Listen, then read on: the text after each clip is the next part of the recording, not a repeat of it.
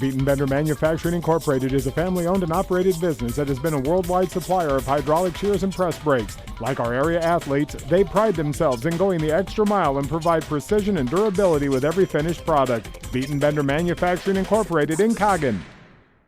Hi, this is Dr. Dan Meyer with the Animal Health Clinic in Dyersville. With over 30 years of experience in both large and small animal medicine, Dr. Boric, myself, and the staff at the Animal Health Clinic strive to treat your pet and livestock as if they were our own. Call us for an appointment or stop in the office today. Animal Health Clinic in Dyersville. Veterinary care you can trust.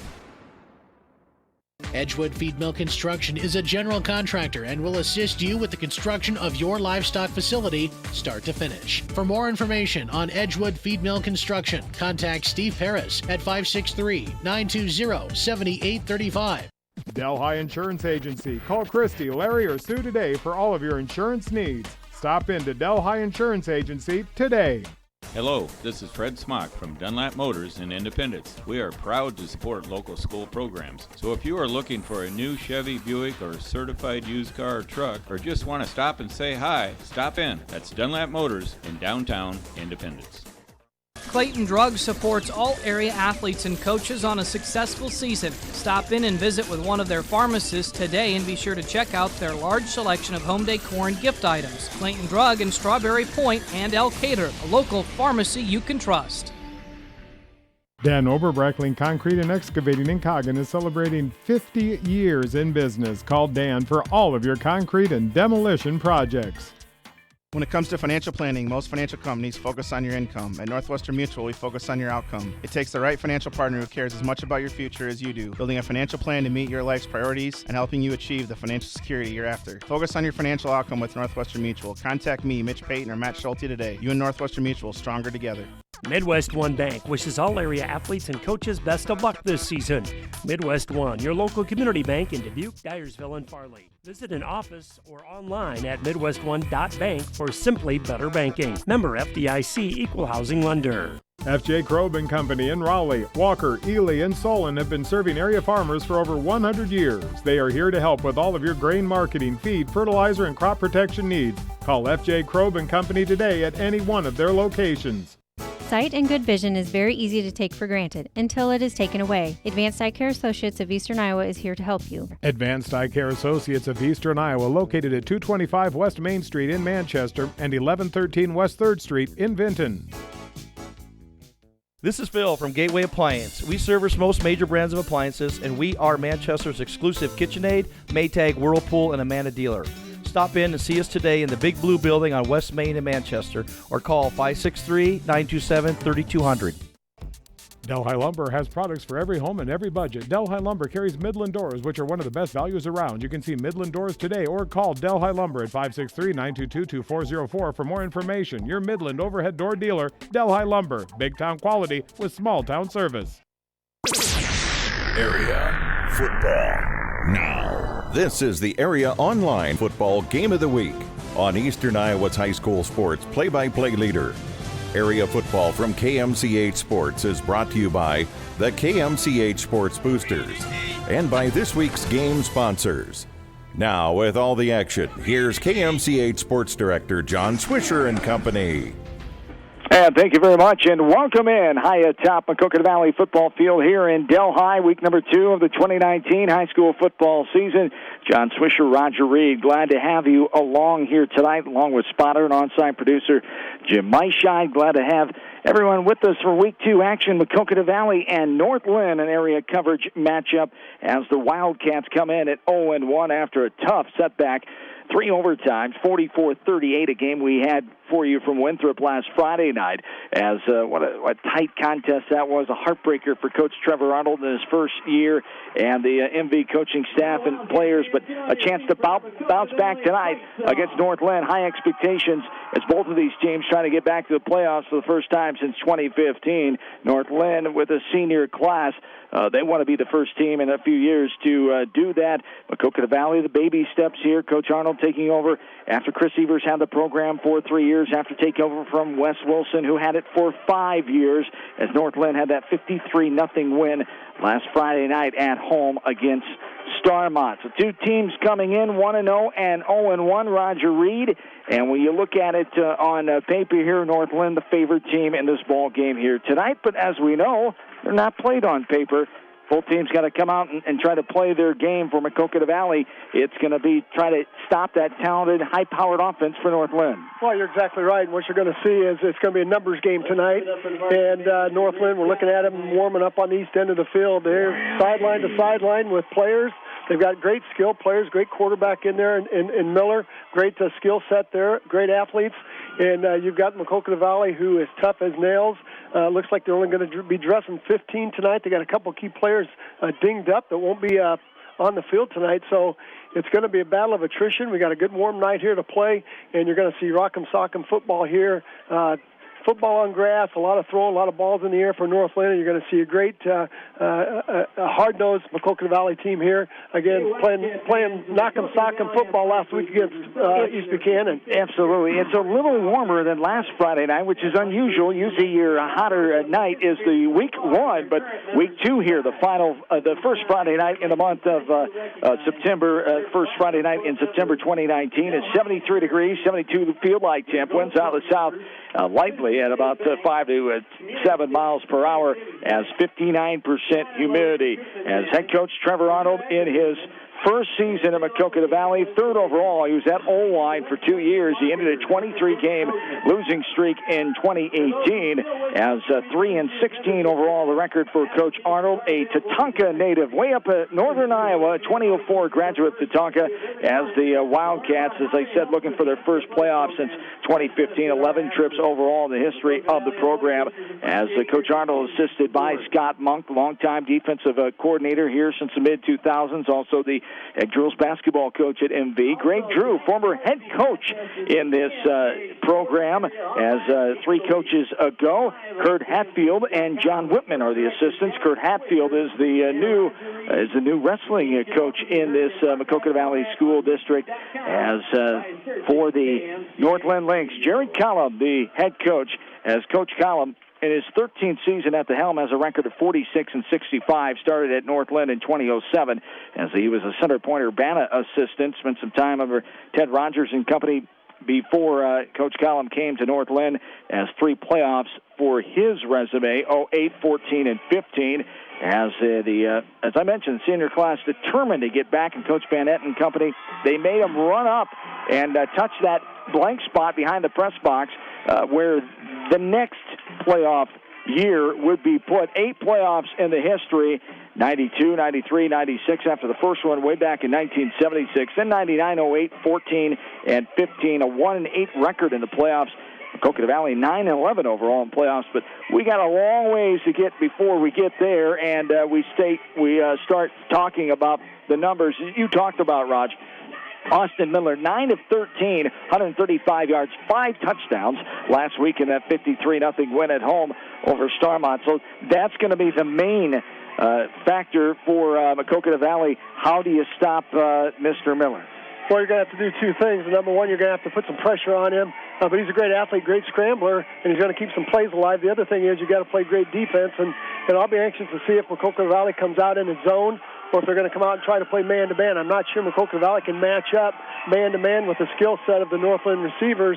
So we might see a little bit of zone out of the Wildcats and trying to keep everybody in front, not give up the big play. So it's going to be, you look at the Maquoketa Valley coaching staff, a lot of years of experience there. Coach Monk is a crafty defensive coordinator. He's going to have a great game plan here. And you got Greg Drew there, great line coach. And I tell you what, it's just going to be a battle, a good Tri-Rivers, rock'em, sock'em football game tonight that's going to be very entertaining, I think. As the Wildcats, their main concern, first off, is not hurting yourselves. They had 4 turnovers in that game last week, as did East Buchanan. That's what kept both teams in the mix, as they fell by 6 points in that triple overtime thriller that nearly lasted 3 hours in Winthrop last Friday night, week 1 of the campaign. So don't hurt yourselves. Penalties, turnovers against good teams especially, that's also important, as you know. Oh, that's huge. you want to play the opponent. You don't want to play yourselves, as we always called it at Starmont. You got to watch the penalties, keep the penalties under control, and protect the ball. And if you can do that, you can go a long way in staying in the game, and even longer way in winning the game. So captains are out there shaking hands right now, and it's just going to be a fun game. I'm really excited about watching this Tri-Rivers battle. Good rivalry here, neighboring school districts. They share a superintendent. Yep. So I'll tell you what, it's just going to be a fun game, I think. So indeed, Doug Tukin in his first year with the share, he shared with Midland.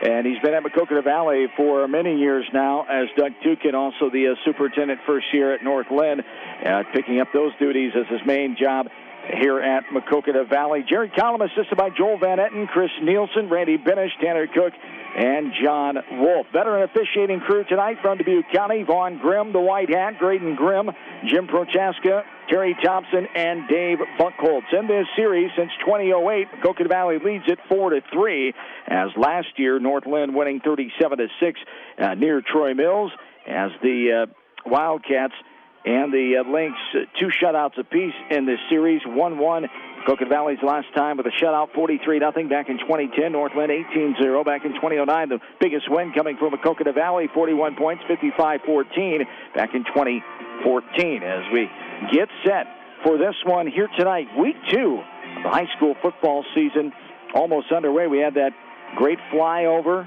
as tell you what, that gave me goosebumps. Oh, my. He Vietnam. From west to east, and he did a hard bank just over the trees there, and then came right back in the middle of the field, and boy, it just made the whole thing rumble. The Vietnam and Hui, that was here earlier this morning, doing a flyover from Ozark, Alabama, out at the Manchester Airport today and tomorrow for those rides. You can ride that Huey that was actually used 3 tours of Vietnam. As here we go, Feldman gets ready to kick this ball away, going right to left. North Linn won the toss, and they will receive. As back to receive for the Wildcats is Austin Hilmer. Hilmer had himself a nice night last week. 7 receptions, 121 yards, 42. His longest touchdown, a lot of yards last week, all doing all sorts of things. This is a bouncing ball picked up by Hilmer at the 20. He goes forward and gets slammed backwards as he doesn't make it to the 25, just shy of the 25, and that's where North Linn will take it. Trent Copeman, the 6-foot senior, with the takedown that time, and we're underway here from Delhi. That's a great double-leg takedown there, and one thing you got to do for Maquoketa Valley is keep the ball out of the hands of their good skill players, and when they do touch the ball, put a lick on them, and we saw Koopman do just that right there. It was a great hit, and North Lynn's going to start on the 25-yard line. Going left to right here as 4-receiver set for the senior quarterback, Austin Miller. He ran 1 touchdown in last week. We talked about those 5 throwing touchdowns. Man in motion going right to left is Cade Hoggenberry, and up the middle, a run there just shy of the 30-yard line, down at about the 29. Will be the ball carrier that time for the Lynx, as Colton Bach, the 5'8", 150-pound senior. Isaac Kramer gets in there for the cleanup, as Bach is the transfer from Cedar Rapids Prairie, as his father from the North Linn area, North Linn boy originally, as bringing Colton back home. 3 receivers set. Gain of 5, second down and 5. Man in motion, that's Hilmer that time. Now Miller just going to keep it on the quarterback keeper over the 35-yard line as he pinballs his way off a couple of black shirts, and we'll get to the 38-yard line. Getting in there for the takedown that time is Zach Digman, the 5'11 junior, as the first down of the game for North Linn. 11:03 in counting, quarter 1. And the Wildcats are going to have to break down. Hilmer very shifty running the ball. Miller very shifty running the ball there. So the Wildcats are going to have to break down and make a good tackle on there. Good hips, good spin move there by Miller. 4 receivers. 4 receivers again, trips on the far side in the shotgun, puts his man in motion left to right. A handoff, that is Hilmer. He gets it sideways steps, but good job in Maquoketa Valley. They have that one sniffed out. They keep him from getting the 40-yard line. Maquoketa Valley, great defense, realizing what they had there, as dancing with him out of bounds is A.J. Ambundo, the 5'10 sophomore. Yeah, now was a roll-up. Maquoketa Valley looks like they're playing man-to-man defense, and they rolled their coverage up, and a nice play there by the corner on this side to contain the play, and they got good fill by the linebackers. A great coverage play there by Maquoketa Valley. 1-yard gain there by Hilmer. 2nd down and 9. Ball's on the 39-yard line. Going left to right, trips the near side, the short side of the field. The ball's on the right hash. Here is Miller looking. He's going to throw deep, wide open, catching it at the 15-yard line, and going to be wrapped up and taken out of bounds about the 4. As, my goodness, what a catch there that time by Heath Moyer, the 5'7 senior, as Moyer had 13 receiving yards and 1 touchdown last week.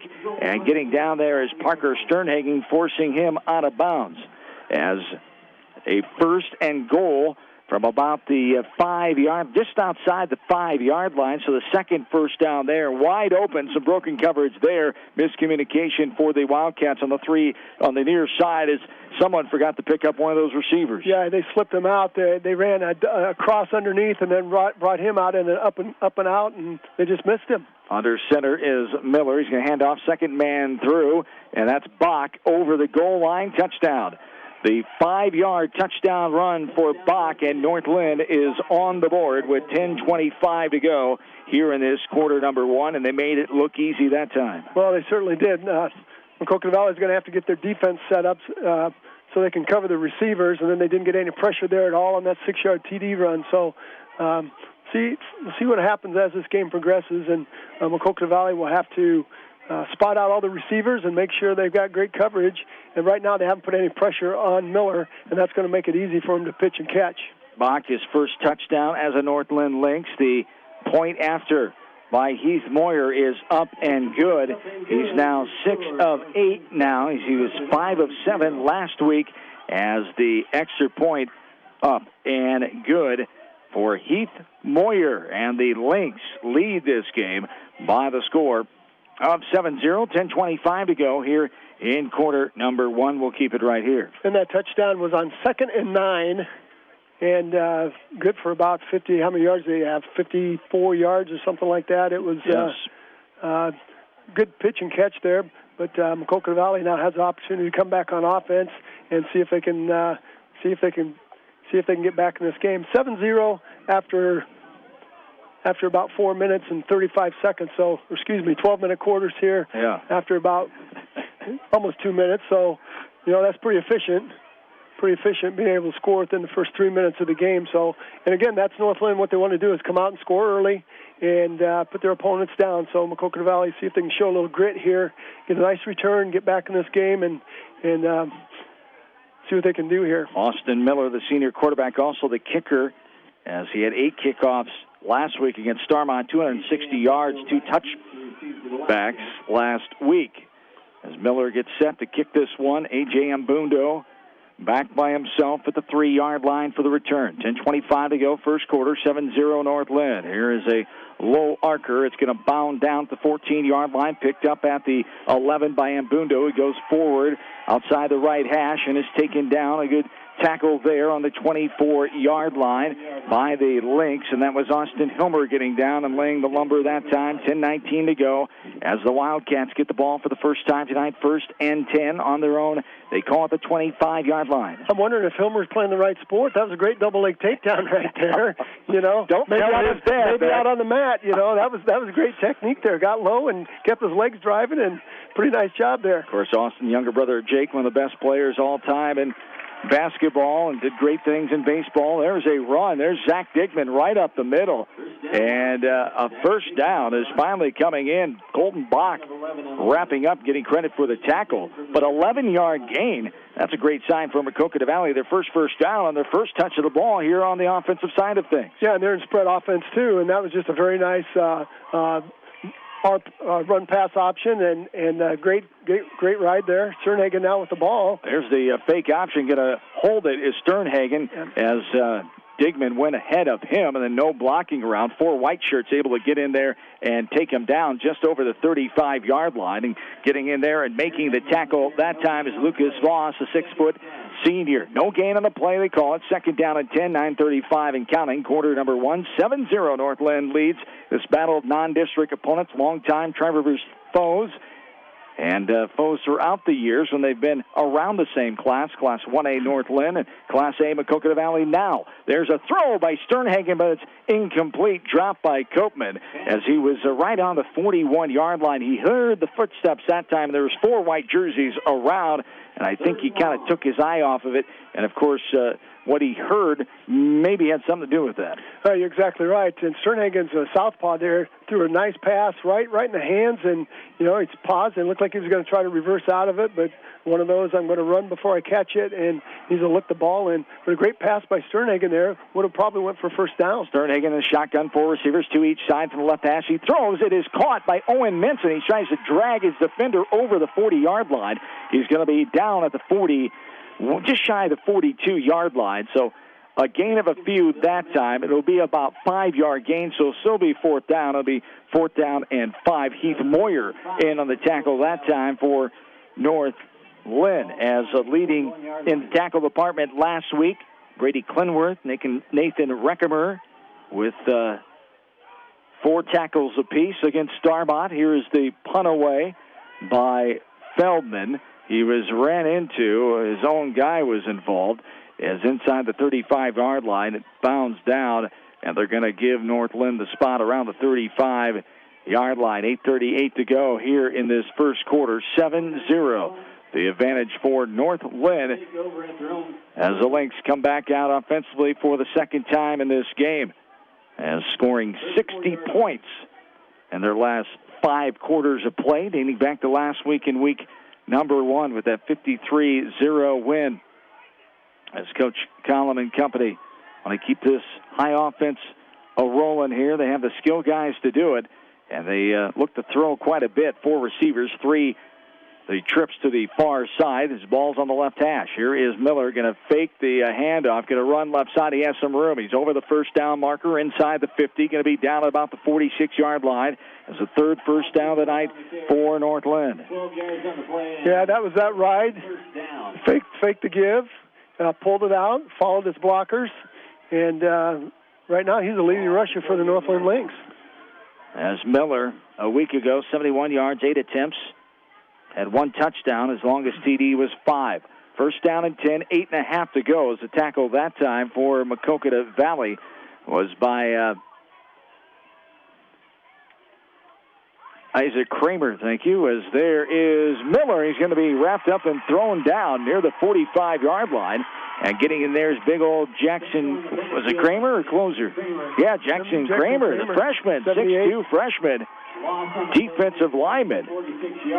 As the Wildcats able to get a good stop there, loss of 2. It'll be second down and 12, 8:05 in counting here in this quarter number 1. So Lynx go left to right. They lead this game 7-0, but Wildcats showing some life on defense right now. Kramer doing a nice job. That the tackle on our side took a 45 step to his left, and Kramer just followed him down, and that led to the play. 4 receivers. Miller avoiding a couple of defenders. He throws, and it's incomplete. Helmer was going right to left, and he kind of lost his balance, could not come back. The ball was thrown right about the 47-yard line. Incomplete pass. It'll be a 3rd down and 12 here. They did a nice job playing man-to-man on that, and Parker Sternhagen did a nice job picking up Heath Moyer as he was going on a long flag pattern, and Sternhagen did a nice job playing free safety, picking up Moyer. 4 receivers again. Trips to the far side. Ball's on the left hash on the 46-yard line of the Lynx.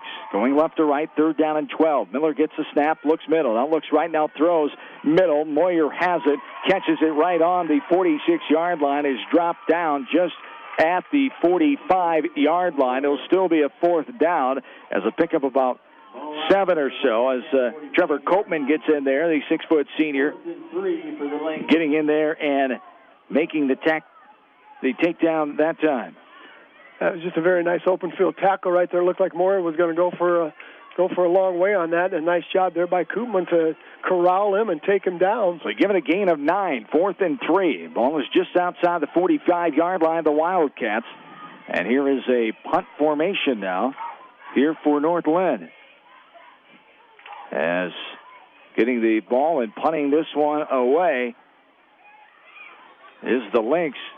Dylan Belloc, the 6-foot senior, as what, 41-yard punt all the way down inside the 15-yard line, about the 13, 1st and 10, 7:13 to go here in the first quarter. So Maquoketa Valley have to feel pleased.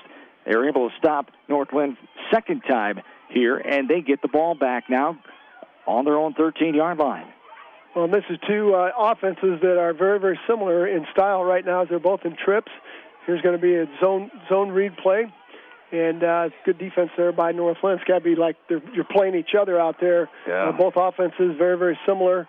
Spread offenses, trips and twins to each side. And one-back offense, shotgun formation, shotgun set. Zone read plays there, and that's going to go for 2 yards.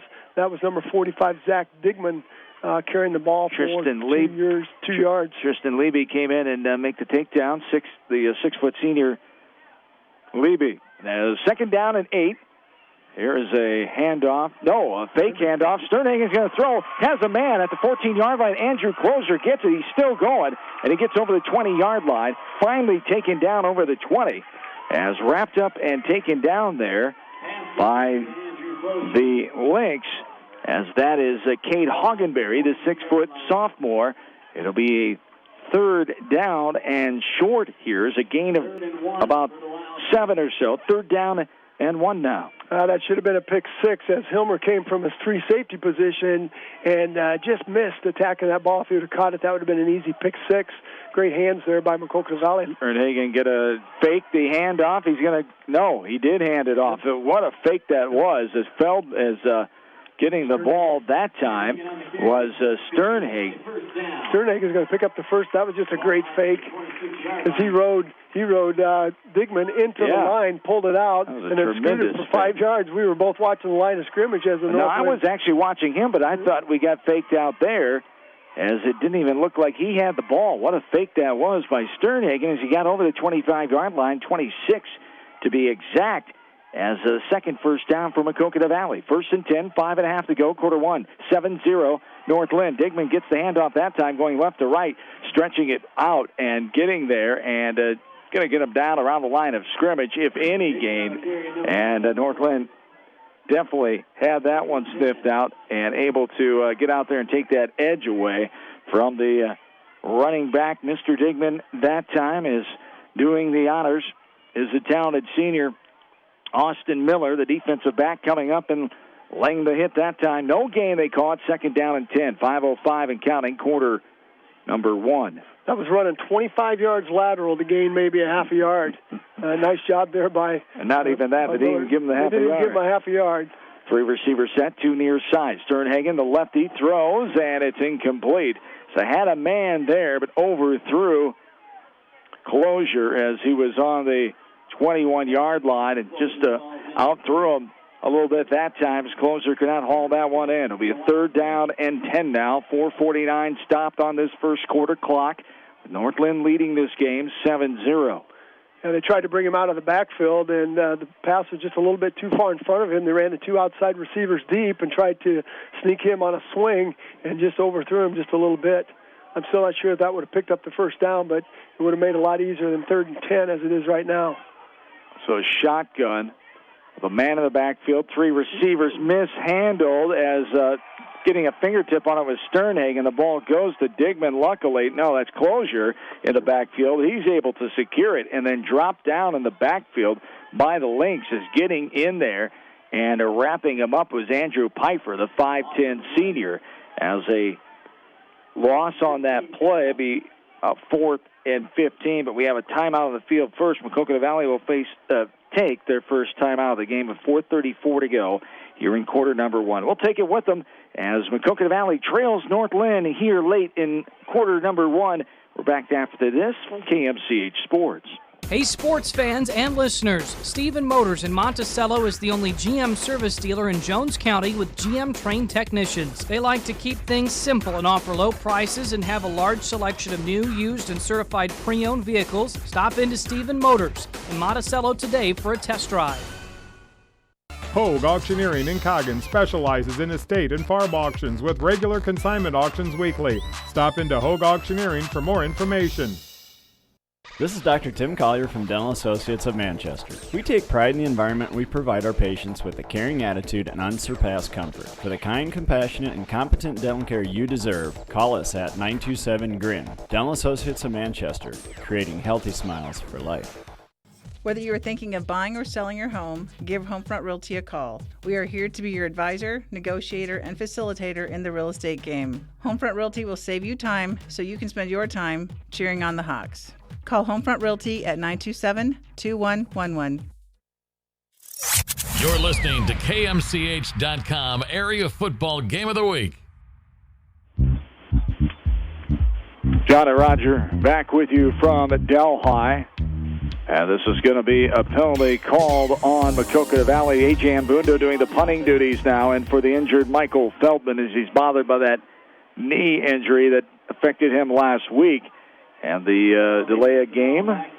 Illegal substitution. Illegal substitution, okay. I did not see the 12th guy come off the field, but evidently they had 12 guys on there. Our first punting here for Ambundo, our first penalty of the game.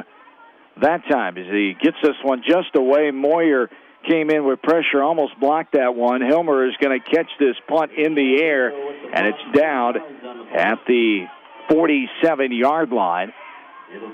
As a 1st and 10 from the Wildcat 47-yard line, going left to right, 4:28 to go here in the first quarter. 7-0 North Linn has a 5-yard touchdown run from Colton Bach. His first touchdown as a North Linn Lynx football player, as a 5'8 senior, scored with 10:25 to go in the first quarter. The extra point was good to make it 7-0 North Linn. That's where we stand with 3 receivers here for Austin Miller. He's going to turn and hand it off, going right to left, trying to get to the 40-yard line. Is the running back that time for the Lynx. It's Brady Clinworth, the 5'9 sophomore, as he gets all the way just shy of the 40-yard line.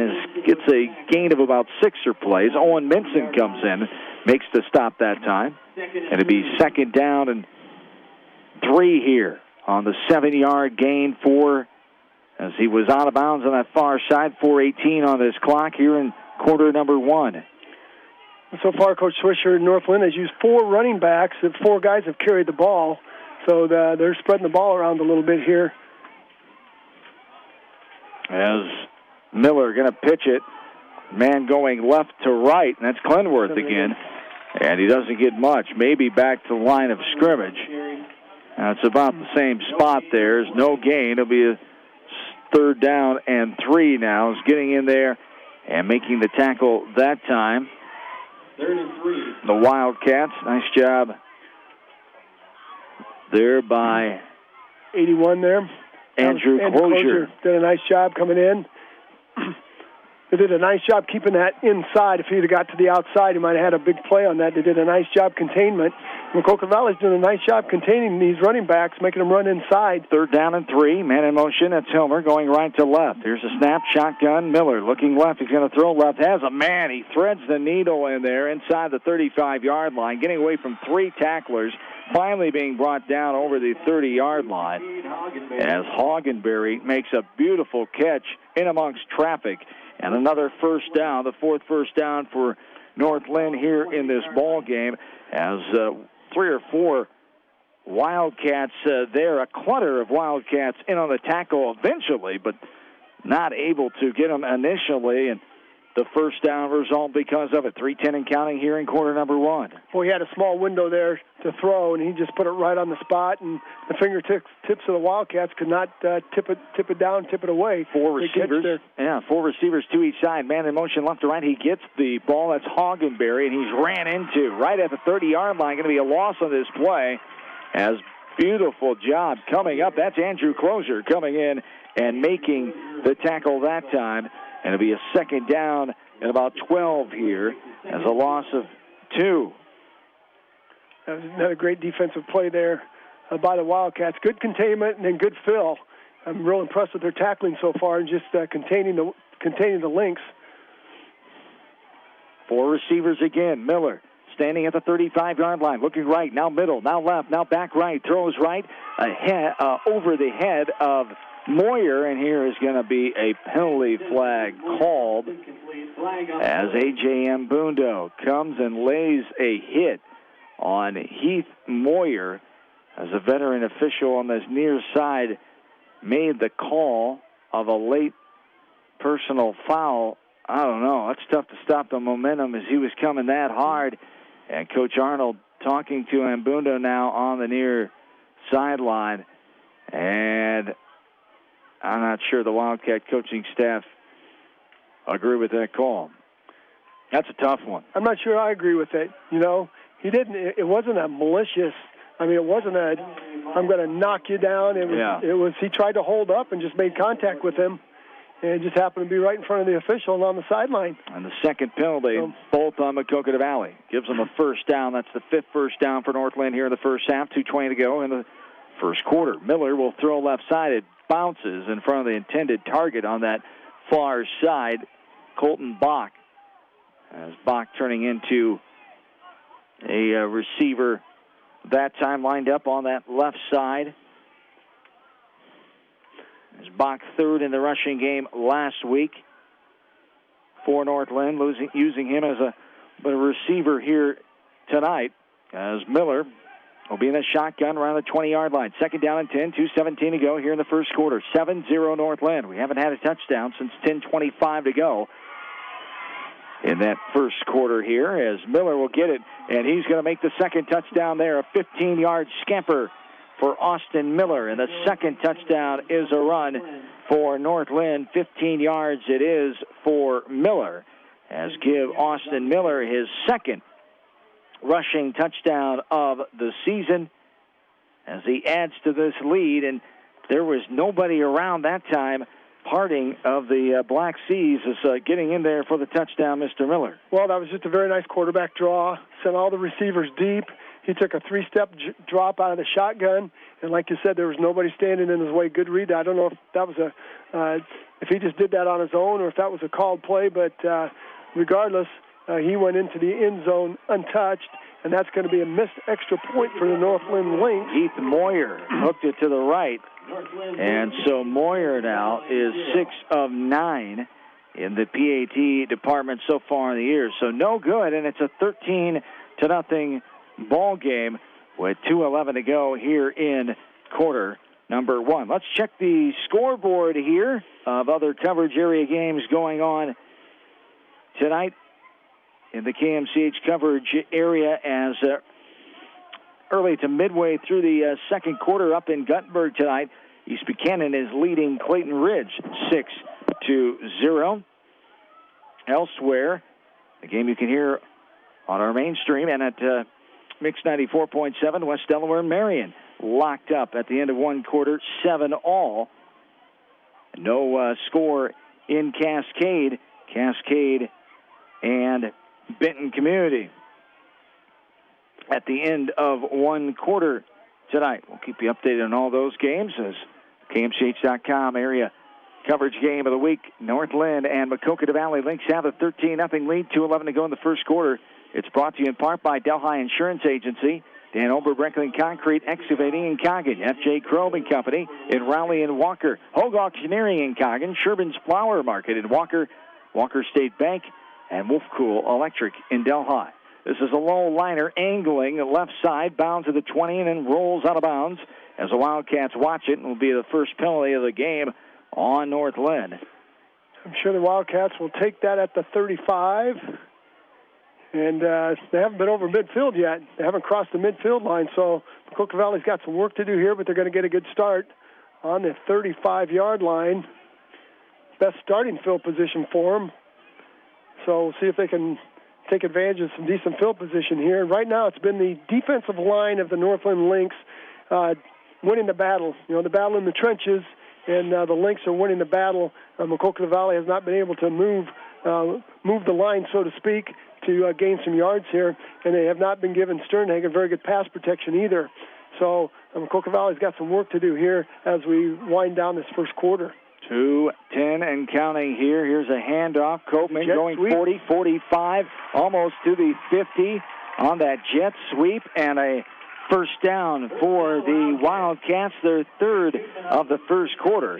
As Koopman going left to right and able to make his way in the clear all the way almost to the 50-yard line. It's the Wildcats without Derek Becker, strained hamstring from last week. They hope to have him back next week as they travel to Cascade for their third non-district game, as Becker only gave him a few yards before he got hurt early in that game last week against East Buck. Here's going to be some movement up front. See which way it goes on. It appears to be on Maquoketa Valley. Sternhagen tried to go on a hard count, and Maquoketa Valley just couldn't quite hold it long enough, and that's going to cost them 5. So now 1st and 15. Ball start, their third penalty of this first quarter. 13-0 North Linn. 1:47 to go here in the first quarter. Another score update from Starmont. Edco leading Starmont 26-0 at halftime tonight. Vikings, top 5 ranked team in Class A after impressive victory 28-7 over the Bellevue Comets on the road last Friday night in Week 1. 1st and 15. Here's a handoff right up the middle, running, bumbling, stumbling over the 45-yard line. Finally taken down. Nice run by Zach Digman that time. And the Wildcats get some of that loss back there as they're down all the way inside the 45-yard line of North Linn territory. A good gain there of 13 yards. It'll be 2nd down and 2 with 1:05 ticking off this first quarter clock. That was just a very nice job by the Maquoketa Valley line getting off the ball. That was just man-on-man blocking right there. Good hard running by Digman. That's a great play. 2nd and short now. Trips to the near side, one on the far side. Sternhagen looking left side. Has a man and caught by Ambundo right to 45. He plays ring around the rosy, gets away from a couple white jersey defenders, and a fumble on the play. Coming in and recovering that one. They're going to call him down, I think. Did they call him down? They called him down. So wait, but we're going to have a holding. I think we're going to have a holding call on Maquoketa Valley here. As the ball popped out, Evan Elgin able to get on it, but they had called the receiver already down. As a holding call it is on Maquoketa Valley. 4th penalty of this first quarter with 39 seconds to go. And this goes back to our point of not hurting yourselves, and the Wildcats have done it here the last few plays, getting 4 penalties already. Yeah, and that would have been very close to a first down right there. So once again, you've got a penalty that stops a drive. Now you're back to 2nd and 14 again. You had 2nd 3. Now you're 2nd and 14 off the holding penalty, a spot foul. So Maquoketa Valley back on their side of the field. And they've got 14 tough yards, 2nd 14 for a first down. And they're going to come back into that 4 quick set, and they've had a lot of success to it. We'll see if they put a guy in motion. That's going to be a straight drop back by Sternhagen. Sternhagen throws left side. It's caught at the 47-yard line. Ambundo goes to his left, taken down by Hagenberry right on the 45-yard line. A decent gain there. It'll be a 3rd down when play resumes in quarter number 2 as the final seconds of the first quarter tick off and both teams will go to their sidelines. The score, North Linn 13, Maquoketa Valley 0. This is area coverage football, or KMCH.com football game of the week right here from Mix 94.7 and KMCH.com. Jay's Auto Supercenter in Manchester has quality pre-owned vehicles, great financing options, a full-service department, body shop, and detail department. See their full line of vehicles online at jsautosales.net. That's Jay's Auto. Customer satisfaction is their #1 priority. Jay's Auto! This is Jamie Vasky from Don & Walt LLC, your independent Lennox dealer in Manchester. For residential or commercial plumbing, cooling, and heating needs, and top-quality Lennox furnaces and air conditioners, see Don & Walt LLC on East Main Street, Manchester, or call 927-2232. Farmers Savings Bank proudly supports all area athletes and their coaching staff. For all of your banking needs, visit them in Colesburg, Elkport Garber, Strawberry Point, and Arlington, or online at farmersavingsbank.com. Member FDIC. Insurance is a contract to protect what you value most, whether you're auto, home, business, health, and even your life. People's Insurance Agency, partnering with Heritage Mutual, has been protecting your assets for years. Please call your local insurance advisors located at 1212 West Marion Street. People's Insurance Agency delivers peace of mind. Sherbin's Flower Market is a full-service flower shop and has many gift items, chocolates, and wine to choose from. Stop by Sherbin's Flower Market in Walker today. You're listening to High School Football on KMCH.com. Along with that, studio producer, program director, operations manager of KMCH Radio, back in Manchester, Mike Johnson, John Swisher, Roger Reed, Jim Myshine back with you from Delhi. A throw down the left side by Sternhagen on the third down as they try to catch North Linn off guard there on the short third down and 3.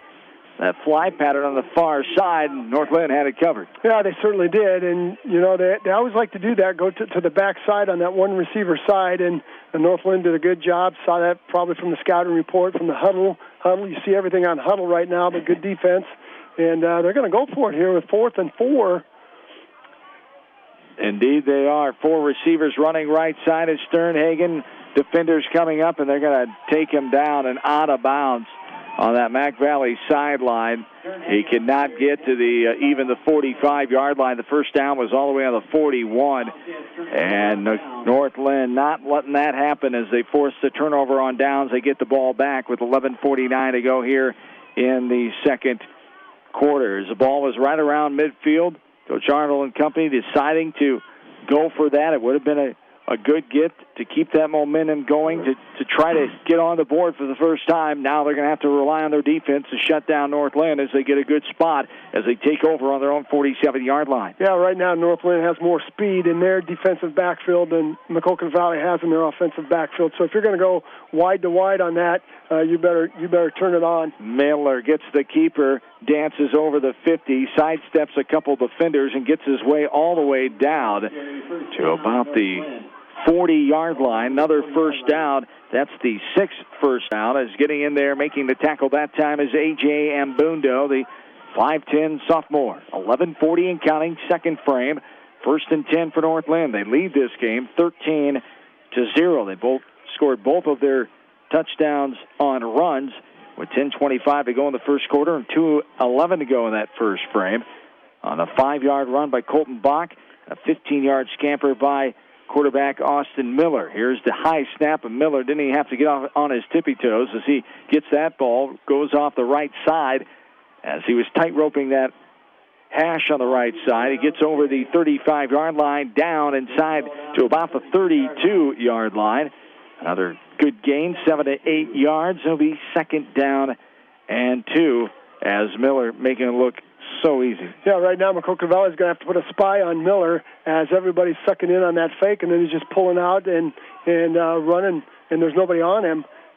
So they're going to have to do a little bit better job here of accounting for number 24. 4 receivers here, trips to the near side. Here is Miller rolling. He's going to throw all the way in the end zone, going up for that one, and it's batted down. A.J. Ambundo makes the nice bat away on that one as he was running out there with that receiver. That was Austin Hilmer, but Ambundo, a tremendous defensive play that time. Oh, he had great position, and then he used the right hand to come up and knock the ball down.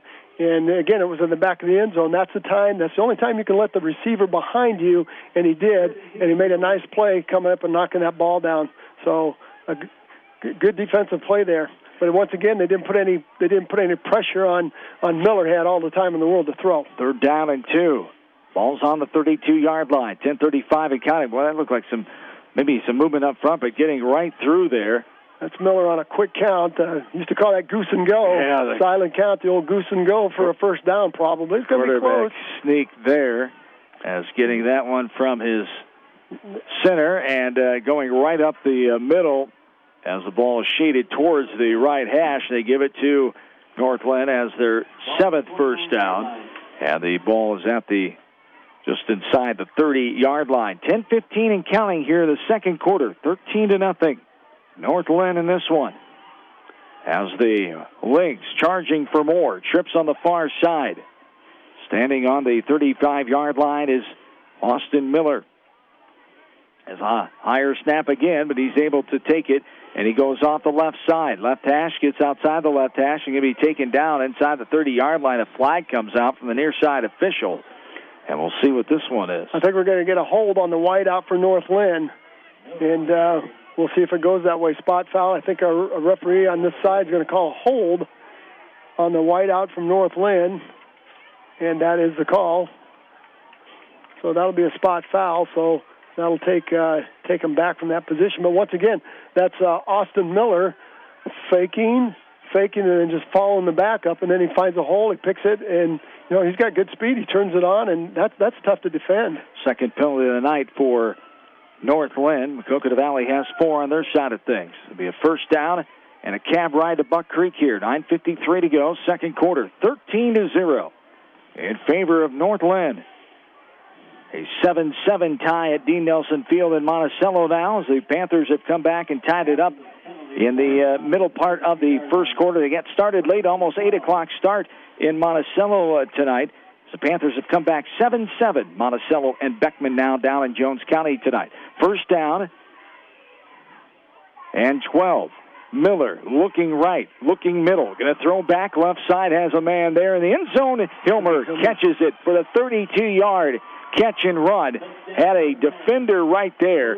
Copeman was there, but Miller to Hilmer on the connection. The 32-yard first pass play for a score here tonight, and it's North Linn striking. They lead 19-0.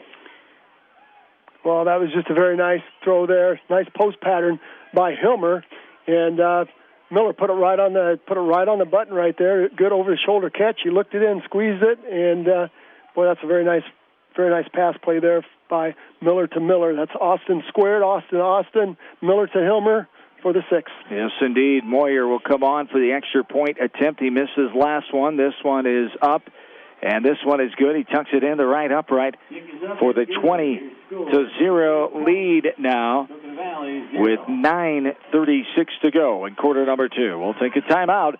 This is Maquoketa Valley and North Linn area football from KMCH Sports.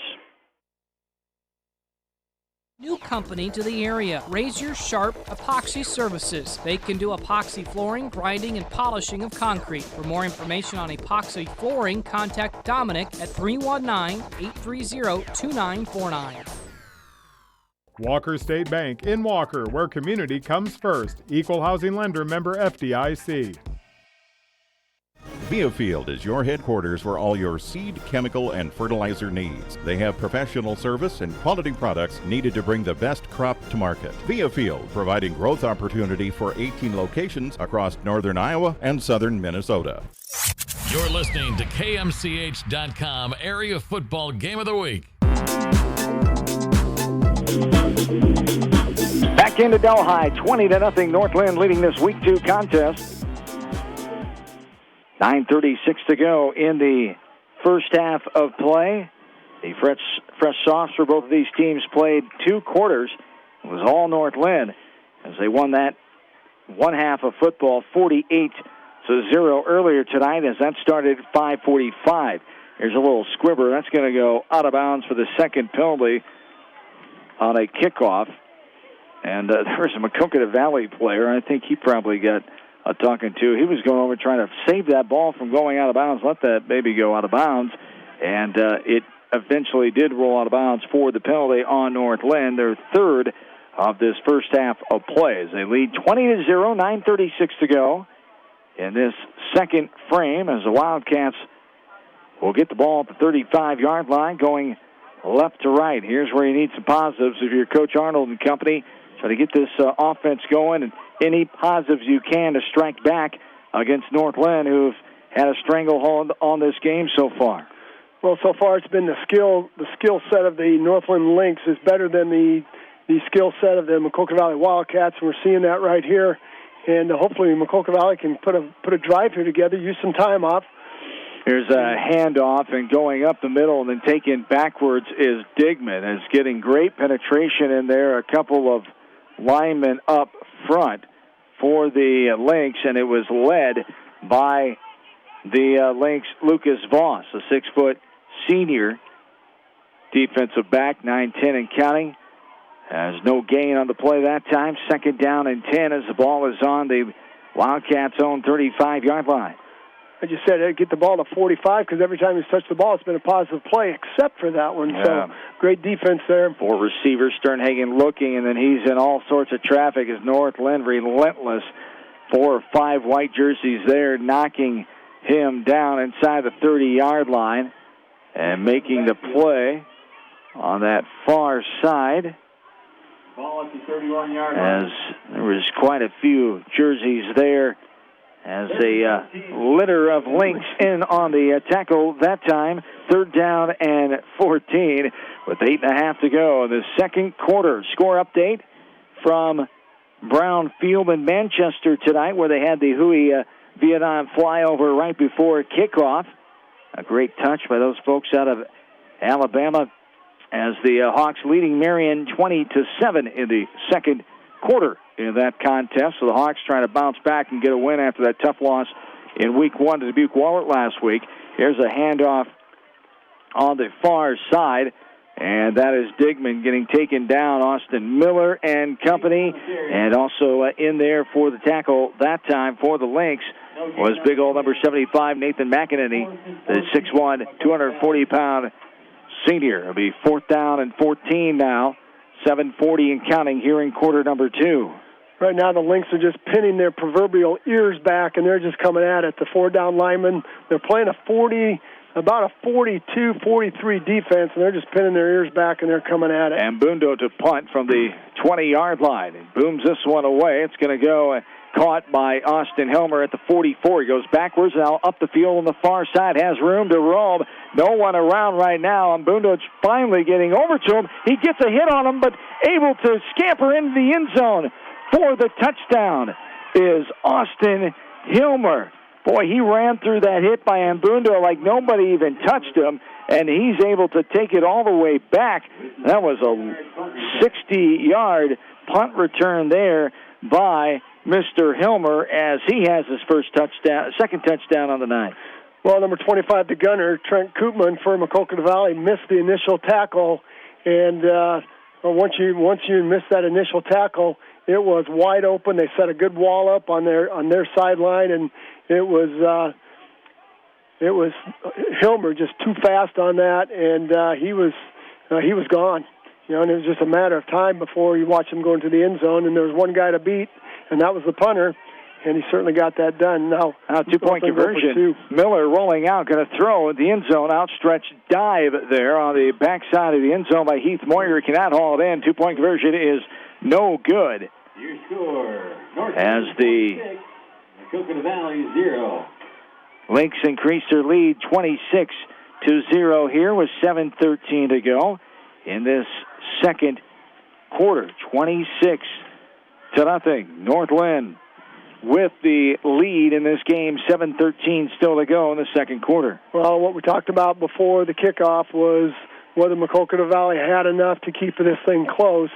And if they didn't, it was just going to be a matter of time before North Linn broke this thing open. And that's exactly what's happened so far here, 26-0. And right now it's all North Linn. They're winning the battle on the defensive line and on the offensive line. They're winning the battle on special teams, and they're winning the battle in the passing department. The receivers are just a little bit quicker than the defense of Maquoketa Valley Wildcats. So it's been all North Linn so far. Maquoketa Valley has had 2 decent drives, but they just can't finish. They can't finish the drive, and it's all a matter of gaining first downs. It's all a matter of keeping the drive going. And right now, Maquoketa Valley's heads are down, and they need something positive here to get the momentum back on their side. And I'm not sure what that's going to be, as North Linn has really shown their depth here. They've got their ears pinned back, and they're really coming at the Wildcats. This one's kicked off from the 40-yard line. It's taken at about the 20. Ambundo going left to right. Angles towards the sideline. Heath Moyer gets there, as does another Lynx player. As getting in there on the stop was Jake Kurt as well. Also around the play was Curtis Schott, the 5'7" junior, one of the key members to compete in this Class 1A district number 6 that North Linn is in. Iowa City Regina putting it to Anamosa tonight at halftime, down in Iowa City 56-7 at halftime. Iowa City Regina over Anamosa. Here's a throw on that far side, getting over the 40-yard line with the reception. Trent Koopman that time as under 7 minutes to go here in the second quarter as they call it a gain of about 6 or so. We'll give him 6. Yeah, we'll give him 6. Why not? On the takedown that time was Helmer on the far side, so we'll be 6. They agree with us. That was a nice pitch and catch there, you know. Quick drop step there by Sternhagen on the shotgun and a nice hitch pattern there. Second down at 4. Sternhagen throwing. It was a hit around tipped behind the line of scrimmage there. Closure coming up. Cannot haul that one in on the 40-yard line. You see who got that one? 6 got his long arms up there and tipped the ball. Andrew Piper, the 5'10 senior defensive end. Third down and 4 now. 6.5 to go as the clock is stopped here in this second frame. 26-0 in favor of North Linn. As the ball is outside the 40-yard line, 4 receivers, 2 each side. Sternhagen in the shotgun. Gets the snap, hands off to the only man in the backfield, Digman, as he tries to get to the 45-yard line. He'll get the first down. Yeah, he's rolled down. He was hit and then rolled over. Oh, North Linn, they came out with the ball. I think they took it from him. They did. I think number 27 for North Linn in the scrum. Brady Clinworth coming up with the turnover, our first turnover of the night. And Coach Arnold can't believe it. Was there forward progress that the Mac Valley coaching staff was asking for? That would be was there a whistle called before that ball came out? I think forward progress in the whistle. Man, I thought they blew that whistle already, but now the officials agreed that it was. They're going to have a discussion right here. Yeah, they're meeting center field right above that beautiful MV, the new logo here. The first time they've had a MV logo. They used to have a Wildcats when Coach Kurt Feld was the head coach. Coach Arnold bringing back a logo at midfield. Now Graydon Grimm, the veteran official, coming over and talking to Coach Arnold. It looks like they're sticking with their call. They give it to North Linn here. So turnover with 6:20 to go. Called a fumble. Well, they're moving the ball back. I think it's going to be an inadvertent whistle. Maquoketa Valley's getting the ball back. They are. You're right. Inadvertent whistle. No turnovers yet. And Maquoketa Valley's going to get the ball back. Boy, that was just such a great effort by number 45, Zach Digman, gaining the first down. And then we had inadvertent whistle. And so Maquoketa Valley dodged a bullet right there. Are we sure it was an inadvertent whistle? Maybe they called forward progress. Now we don't know for sure, but here's another penalty. That's going to be a legal procedure. And now we got a time. He wants to take a timeout. Looks like he signaled a timeout, and he did. But before the play? Oh, before the play. Okay, so no delay of game, a timeout called on Maquoketa Valley. We'll get it figured out eventually. Somehow we will. Third down at 4 when play resumes. 6:11 to go in the second quarter. 26-0 in favor of North Linn. As a score update from Monticello, actually same score, just a different time. They've ended the first quarter at Dean Nelson Field in Monticello tonight, so 7-7 into the first quarter, shaping up to be a good one there. Monticello and Beckman, 2 coverage area teams in that one. Last check from Brownfield, it was West Delaware leading Marion in the second quarter, 20-7. We'll have all the scores that we get at halftime of this one, and I don't want to report that one as Jim tells me, the Cardinal fan, Jim Myshide, our spotter here, tells me that the Cubs are losing 4-1 in Milwaukee tonight. That's not what I want to hear, Raj. It's never good to see the Cubs lose, you know. Thank you. And they've been playing so well lately. Someone agrees with me. They've been playing so well lately. I like the Cubs. On again, off again. Yeah. Hey, first quarter stats. Yeah, go ahead. Maquoketa Valley had 41 yards rushing, 31 yards passing for a total of 72 total yards. On the other side of it, North Linn had 54 yards rushing, 79 passing for 123 yards in the first quarter. And here we go. Wildcats have it, third down at 4. The pitch right side, fake the pitch, I should say. Sternhagen going to keep it over the 40-yard line. Flag comes in from the head referee, Von Grimm from behind, and taken down before he's able to get to the 45-yard line is Sternhagen, as a slew of links in on the tackle that time. Miller was there. He gets up kind of slow as the penalty came in from the head referee behind, so you have to think it's going to be a holding on the Wildcats. Well, it was number 56 doing a great job for North Linn. Number 56 doing a nice job on containment. He had two Maquoketa Valley Wildcats on him. He broke containment. One of them grabbed the shirt from behind to try to keep him off Sternhagen. And anytime you grab and see cloth there, that makes it pretty easy for that referee to see that hold call. And now all of a sudden you go from third and 5 to now you're third and 18 or whatever it is, and that changes your whole call. So the fifth penalty. Here's Sternhagen throwing left side. Has a man wide open. That's Copeman. He catches it at the 32-yard line. Goes on the far side, shy of the 45. Going to be called down just shy of the 43-yard line. As nice 16-yard catch and run that time. Getting in there and making the stop for the Lynx is Cade Hoggenberry, the 6-foot sophomore. 4th down and 2 for the Wildcats. 5:20 and counting here in the quarter number 2. 26-0 in favor of North Linn as we're just shy of halftime. As 4 receivers looking right, now scrambling. Sternhagen still rolling, going to throw on the run. It's incomplete. In and out of the hands. A diving effort on that far side by the intended target, Andrew Closer, as he had a couple defensive backs, maybe a linebacker. As Helmer was over there, Hoggenberry was there, as was the linebacker coming from the middle of the field, Nathan Reckemer. Yeah, Sternhagen did a great job keeping that play alive and in and out of the hands of Closer. That would have been a huge play for Maquoketa Valley. Keep the drive down. That's the second time they went for it on 4th down. They are 0-2 on 4th down attempts, but you gotta go for it. You're down 26-0. You got to try something to get back in the game here. Edco leading 34-0 now, midway through that third quarter over Starmont tonight. Another coverage area matchup of two teams playing as Miller throws wide open. Man, Hoggenberry, outstretched diving effort right on the 15-yard line. The ball sails past him and bounces shy of the end zone.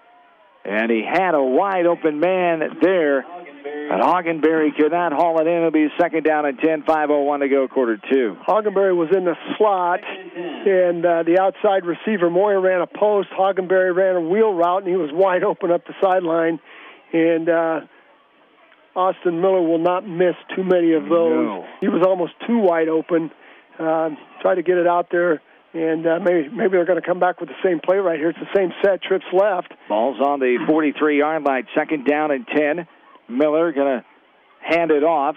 Going left to right is Clenworth. And Brady Clenworth, first time we've heard him in a few plays. We saw him a couple times running earlier in the game. We do have a penalty on the play, and it's going to be on North Linn. Their 4th penalty of the game. What'd you see there? That's going to be a hold. That's going to be a hold on the right tackle from North Linn as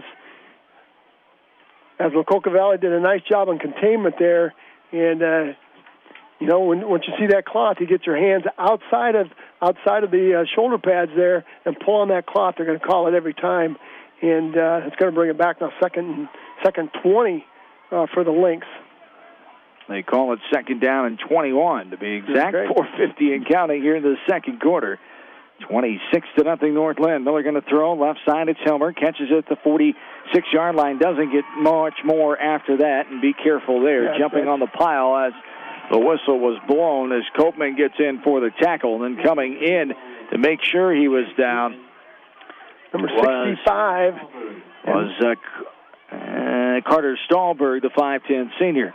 I'll tell you what, he came in leading with his head. Yes, that's dangerous. And I'll tell you what, that's dangerous for both kids. In my mind, that's much more than what we saw earlier in the game. They got the flag, but it didn't come that time.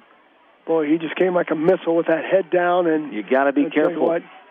No matter who you're playing or how much you're down, you've got to use your head in those situations. And there's a screen to Moyer. Pass to Moyer on the far side, off and running, chasing him, finally getting him down on the far side over the 40-yard line. And still not a first down after that big loss for North Linn, but they're charging now as it will bring up 3rd down as Parker Sternhagen makes the play on the far side. A 17-yard scamper there. And it will be a, check that, 4th down and 3 now. as the ball's on the 37, 38-yard line. That's a long three. That's yes, almost 4. Here comes that quarterback draw. I agree. There is Miller. He's going to go outside. Oh, he's going to take a shot. Big hit there. Our Gateway Appliance big hit of the game for all your exclusive KitchenAid, Maytag, Whirlpool, and Amana dealer in the Big Blue building on West Main in Manchester. Gateway Appliance. Who laid that Number big 25, hit? Trent Koopman, laying the leather. What a hit that was. And I'll tell you what, that kept him from the first down. Maquoketa Valley's going to hold them right there. Held them on 4th and 4, and Maquoketa Valley's going to get the ball back. So a big hit in two different ways there, stopping North Linn from being the first down, and just laying the thunder that time was Koopman. 3:17 to go, second quarter. First down and 10, we go left to right. As 4 receivers, 2 each side. Sternhagen will get the shotgun snap and go forward on left hash. On the far side, he's going to be taken down from behind. A flag comes in. And it's going to be down as Sternhagen around the 45-yard line. Coming in and making the tackle there for the Lynx is Jake Kurt, the 6'4" senior defensive end. What's this penalty going to be, Roger? And we're going to see another hold. I think that's going to be on the left tackle of North Linn. Let's see. Or they're going to call a horse. I'm not sure. I guess you're a referee. They're going to call a horse collar? No, they're going to call a legal block in the back. Yeah, on and a face mask. Offsetting penalties. So it should be a first down. So it's a face mask on North Linn. The push in the back. Legal block in the back called on Maquoketa Valley. So the offset. We're going back. 3:10 to go here in the second quarter. So a great run by Sternhagen is going to get nullified by offsetting penalties of the quarterback draw by Sternhagen, taking advantage of running his receivers deep, and then picking and choosing his hole. Great run, and boy, Maquoketa Valley's got to continue to find an answer here. First down and 10, Sternhagen will go up the middle and get latched onto and taken down around the 35-yard line. And same play, quarterback draw, and that's only going to go for about a yard, maybe 2 yards. Let's see if maybe 0 yards. See if we get 1 out of it. We're going to give him 2 on that quarterback draw. Tristan Levy, 6-foot senior, comes in and makes the stop that time. 2:25 and counting here in the second frame. Second down, and it's got to be 1. Second down and 9.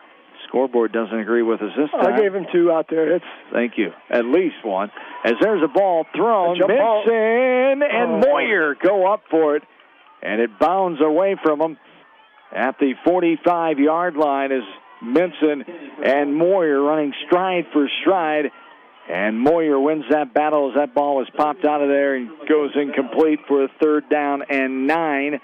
Second down, 2:10, I should say, to go here in this first half of plays. Maquoketa Valley marching band getting ready to perform at halftime under the direction of second-year band director Travis Ford, as they were out and played our beautiful rendition of our national anthem before this contest started. Third down and 9. Here is a throw to the right side, caught 35-yard line, going upwards over the 40 is Closure. Closure gets locked onto by Miller, and then finally taken down as a couple of Lynx come in and clean up the mess. Yep.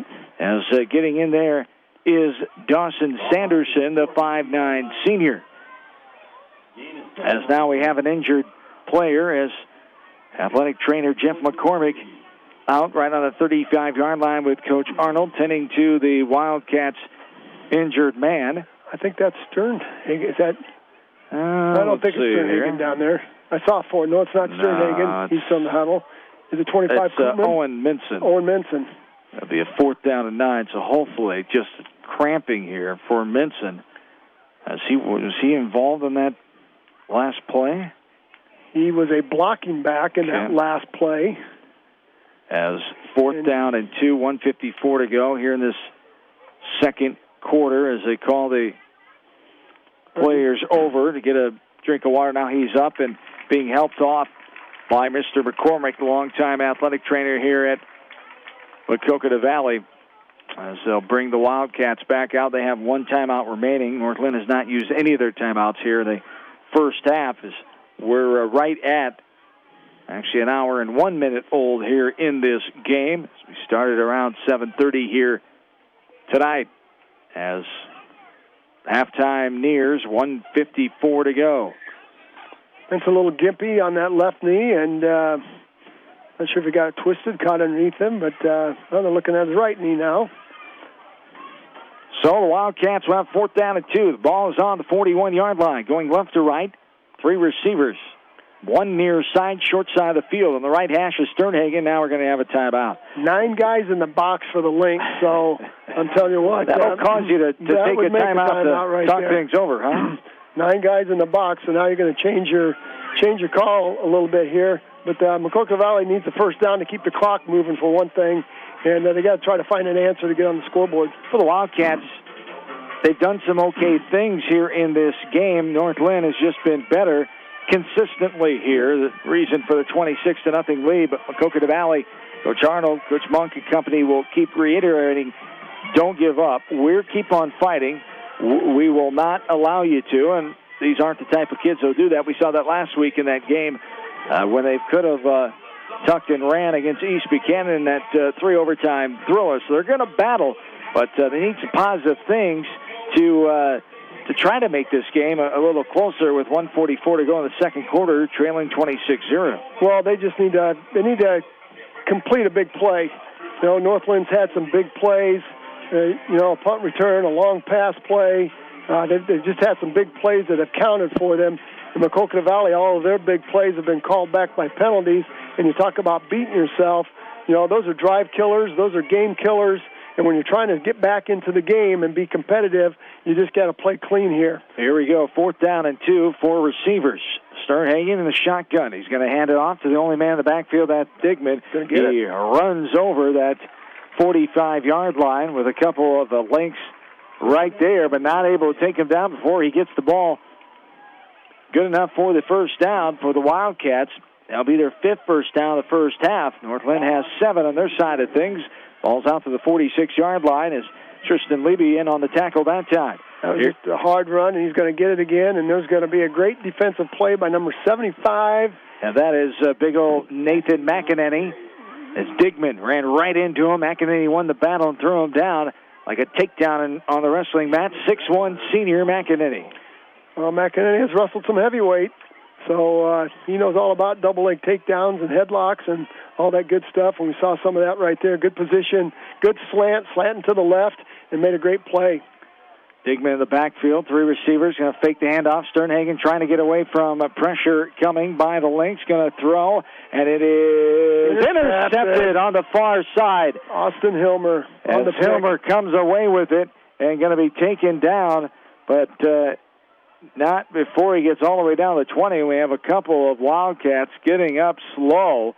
As on that far side, it's Sternhagen and Andrew Closer getting up slowly.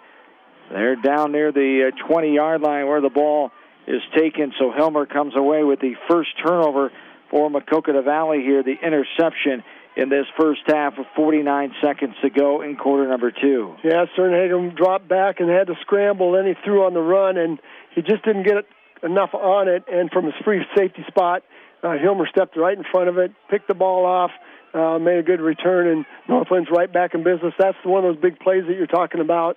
And Maquoketa Valley has got to keep them out of the end zone right here. So Lynx get it. 1st and 10 at the 20-yard line of the Wildcats, going right to left, 49.3 to be exact in the second quarter remaining. 26-0. 3 receivers near side, the far side of the field. Miller gets the snap and throws deep. Left side has a man there, but going up for it, not aiming to haul that one in, is the intended receiver Sanderson. As Dawson Sanderson going up as high as he could, is being challenged on that one by Trevor Koopman. And it will be an incomplete pass for a 2nd down and 10 now, 43.5 to go. Trevor Koopman has played a whale of a game defensively, playing that right corner, and he's been one-on-one on North Lynn's receivers there. 3 receivers, 2 near side. This is a shotgun snap to Miller. Getting away from pressure coming. He's going to throw it, and it's caught up the sideline. Finally wrestled and taken out of bounds as number 34 for that's North Linn. Colton Bach, the 5'8" senior, and getting there for the tackle. Is that Ambundo? That's Koopman again, number 25. Trevor Koopman. Koopman on another hit. And 36.4 to go here in the second quarter. 26-0, North Linn. The ball is on the 15-yard line. Here comes North Linn, 2 receivers each side on the left hash. It's where the ball is as Miller has it. He's right on the 20-yard line. He's rolling out, still rolling.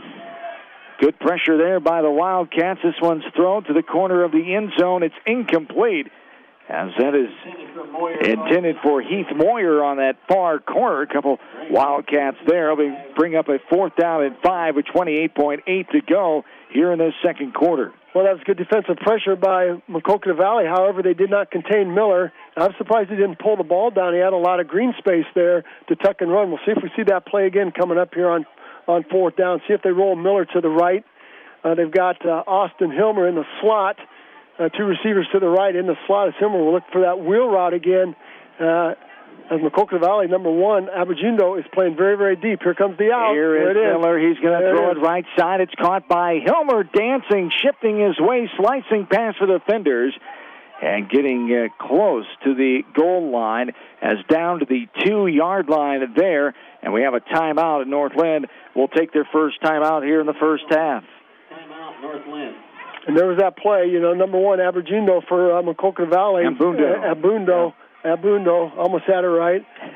He was playing 15 yards off of Hilmer, and Hilmer just did a 5-yard out, and there's nobody there because the outside receiver ran off the other corner, and it was an easy pitch and catch, and a great run there by Hilmer. Didn't quite get in the end zone, though.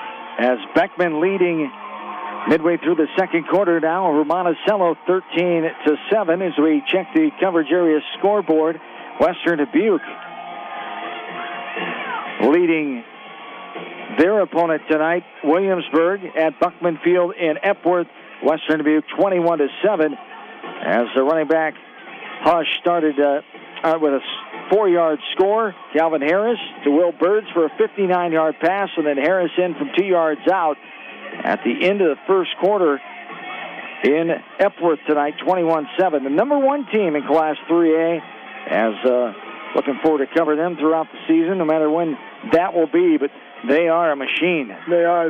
They picked up right where they left off last year, and they just happened to run into a very, very good Xavier team in the finals last year, and losing their quarterback in the state title game is no fun. Ball is on the 2, first and goal from the 2, handoff right side, and great penetration by the Wildcats there. Big number 68 again from Maquoketa Valley. Good penetration as he's going to cut down. I think that was 34-27 for North Linn, one of the 2. As getting in Bach on the carry, I believe, as second down and goal from the 2 here. Another timeout. North Linn takes their second timeout of this second quarter with 14.1 to go in the first half of play, as both teams have 1 timeout remaining. As it was 13-0 after the first quarter, as they even 13 as well for North Linn in that second quarter. They lead this game 26-0, but they're only a few yards away from putting another score on the board before we enter halftime here in week 2 of the high school football season. North Linn and Maquoketa Valley. North Linn trying to improve to 2-0 and send Maquoketa Valley to 0-2 here tonight. If I was a betting man here, Coach Swisher, I would think we're probably going to see Austin Miller on a quarterback draw. We'll see what they decide to do here. Maybe RPO, maybe run-pass option here by Miller, but he's going to go up under center. He is. He's up under center instead of that shotgun. Second and goal from the 4. Under center, Miller with Glenworth in the backfield. Fake the handoff, rolling left side. He's going to throw. Left side has a man there, and touchdown. And touchdown it is by Cade Hoggenberry. Hoggenberry with the 4-yard touchdown pass reception. And North Linn continues to roll offensively in this game. They lead 32-0. Well, that was a very tough defensive play there as Maquoketa Valley was playing man-to-man. The outside receiver ran a skinny post, and the inside receiver, Hoggenberry, ran a flag, and they crisscrossed, and Hoggenberry was wide open. Miller rolled to his left and squared his shoulders and made a nice pass there for the touchdown. The extra point coming here by Heath Moyer. 8.7 of the clock. Extra point is up, and it is good as he's able to angle it right side. Moyer adds the point, and it's 33-0 in favor of North Linn with 8.7 to go in this second quarter. There's area coverage football here on KMCH.com. Game of the week brought to you in part by Wolf Cool Electric in Delhi, Walker State Bank in Walker, of course, Sherman's Flower Market in Walker, Hogue Auctioneering outside of Coggin, F.J. Krob and Company near Rowley and Walker, Dan Oberbreckling Concrete and Excavating in Coggin, and Delhi Insurance Agency in Delhi, of course, along with our 53 sports boosters here tonight. Week 2 of the high school football season here from KMCH Sports. 33-0 now, North Linn leading Maquoketa Valley. Well, one thing, Maquoketa Valley will get the ball to start the second half, so hopefully the Maquoketa Valley coaching staff at halftime can regroup, and they're going to get an opportunity in that second half to start with the ball. And they've got to stay consistent. You talked about that at the end of the first quarter. They've been so inconsistent. 4 or 5 real positive plays, and then you get two negative plays. There's a squib kickoff, and that's going to go to the 15-yard line. And Bundo picks it up as he gets out to the 26, 27-yard line before he's cut down there by the Lynx. That's number 38. Sanderson in on the tackle there. Dawson Sanderson, the 5'9 senior. And that is it. Zeros climb up on the scoreboard as North Linn leads this game 33-0 after 2 quarters of play. We'll take the timeout and come back. We'll have a scoreboard update for you shortly here. This is area coverage football 33-0 North Linn over Maquoketa Valley at halftime. We're back after this from KMCH Sports. Your full-service electrical contractor in Delhi. Wolf Cool Electric, a renewable energy-powered company. The Eastern Iowa Shopping News and the Dyersville Commercial recognize the hard work and dedication of all area athletes. Check out the weekly sports section in the commercial for scores and information. The Eastern Iowa Shopping News and Dyersville Commercial, supporting your communities. For fan food, not fast food, visit your after-the-game headquarters, Manchester Dairy Queen. It's quick, it's easy, your family will love it. Manchester Dairy Queen.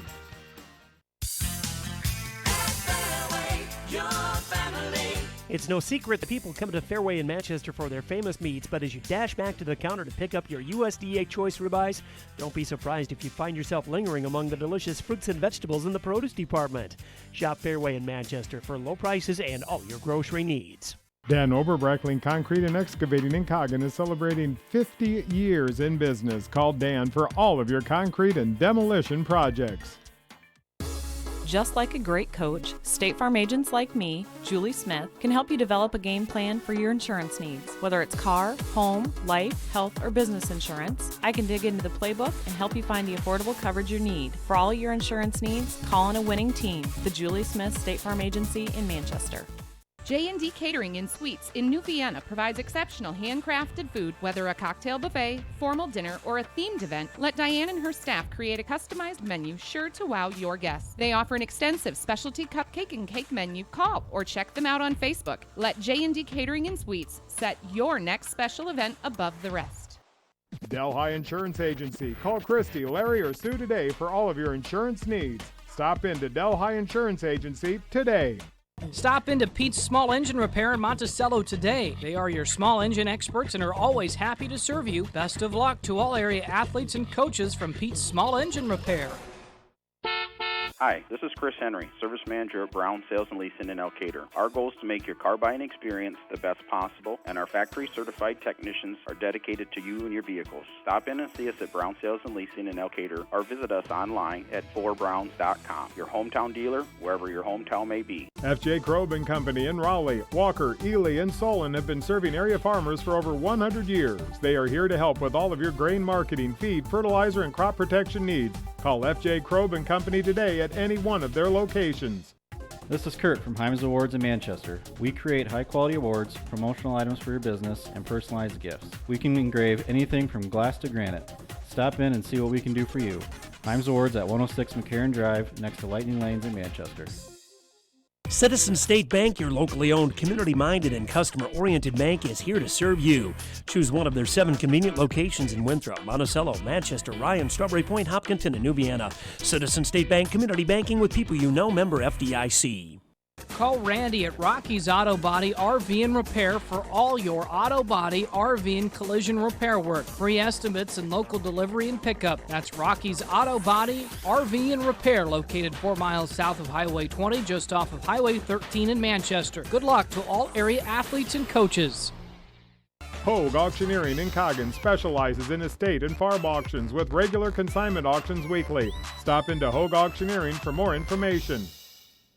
This is Jamie Vasky, the voice of the West Delaware Hawks, and I've had the chance to review the Good Neighbor Society's playbook, and I gotta tell you, they are friends in your neighborhood, designing plays to get you home fast. If you need help getting back in the game, contact the Good Neighbor Society Rehab to Home team at 563-927-3907. The Edgewood Reminder is proud to support all the area teams in athletic action and appreciates their efforts in the classroom and during sports. Check out all the sports photos in each week's issue of the Edgewood Reminder. Sherbin's Flower Market is a full-service flower shop and has many gift items, chocolates, and wine to choose from. Stop by Sherbin's Flower Market in Walker today.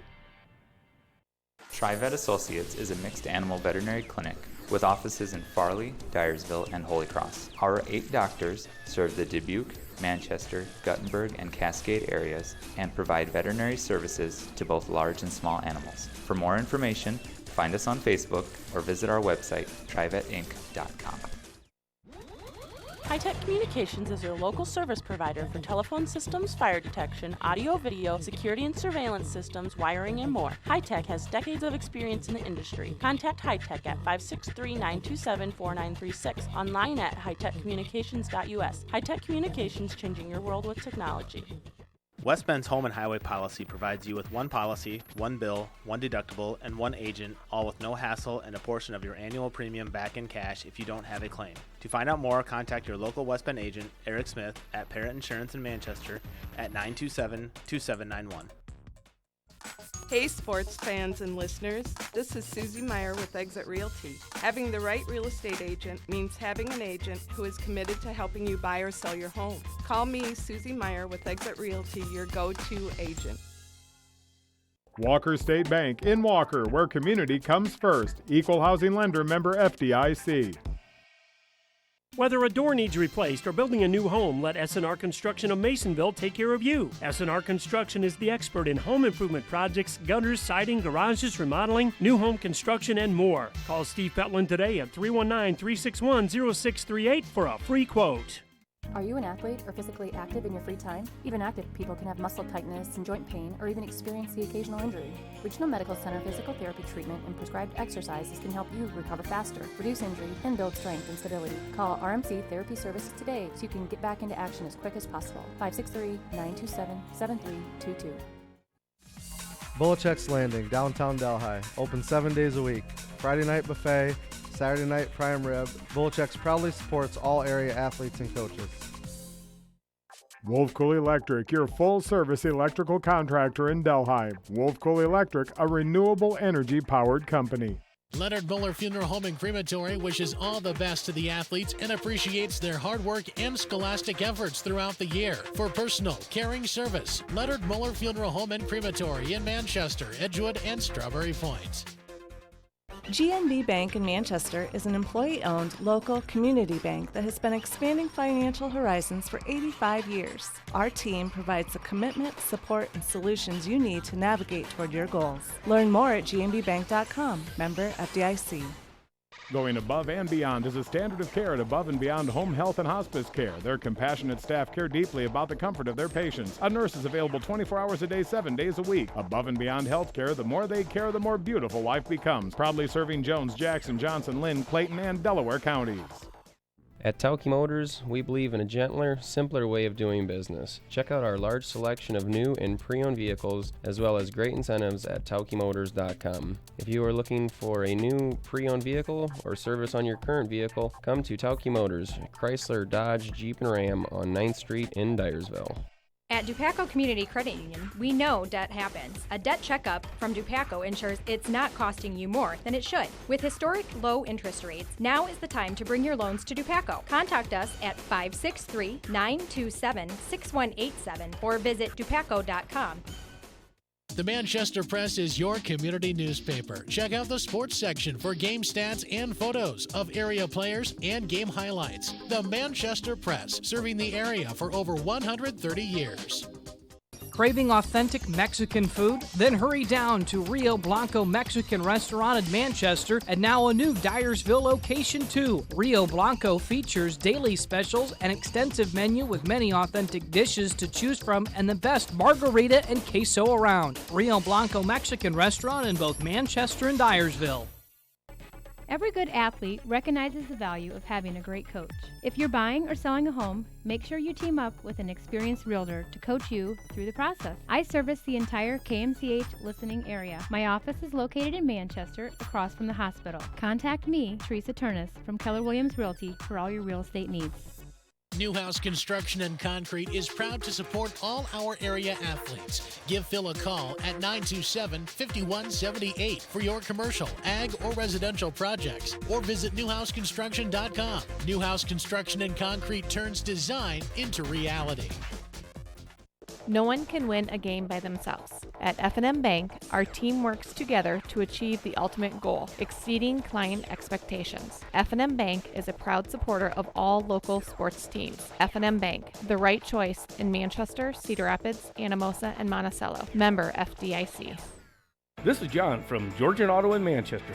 Commitment is a key ingredient to any successful team. Our team shows that commitment every day with digital inspections, loaner cars, stress-free financing, and 3-year, 36,000-mile warranty. Committed to you and your vehicle.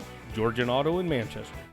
For all your general contracting needs, turn to the professionals at Lucky Building Service in Manchester. For commercial, remodeling, and building, and new home construction, call the experts. Lucky Building Service in Manchester. 563-927-5677. You may not wear glasses or contacts, but how do you know if you're seeing your best or if your eyes are healthy? Why not be proactive and get your eyes examined? Dr. Daniel E. Mersch and his professional staff at Manchester Family Vision can help. Manchester Family Vision Center on West Main, where clear vision begins with healthy eyes. As your American Family Insurance agent in Manchester, I'm looking out for what matters to you. Even when nothing's wrong, this is Tad Mormon, agent. Call me at 563-927-3586 and let's talk about your insurance needs today. American Family Insurance, Tad Mormon agent, 106 East Main Street, Manchester. Contact me, Chad Frazier, at BC Land Services in Earlville for all your maintenance projects such as tree removal and trimming, small dirt work projects, lawn seeding, and more. BC Land Services is fully insured and licensed. Contact me at 563-590-8074 or on Facebook. And best of luck to all area athletes and coaches. Beaton Bender Manufacturing Incorporated is a family-owned and operated business that has been a worldwide supplier of hydraulic shears and press brakes. Like our area athletes, they pride themselves in going the extra mile and provide precision and durability with every finished product. Beaton Bender Manufacturing Incorporated in Coggan. Hi, this is Dr. Dan Meyer with the Animal Health Clinic in Dyersville. With over 30 years of experience in both large and small animal medicine, Dr. Borick, myself, and the staff at the Animal Health Clinic strive to treat your pet and livestock as if they were our own. Call us for an appointment or stop in the office today. Animal Health Clinic in Dyersville. Veterinary care you can trust. Edgewood Feed Mill Construction is a general contractor and will assist you with the construction of your livestock facility start to finish. For more information on Edgewood Feed Mill Construction, contact Steve Paris at 563-920-7835. Delhi Insurance Agency. Call Christy, Larry, or Sue today for all of your insurance needs. Stop into Delhi Insurance Agency today.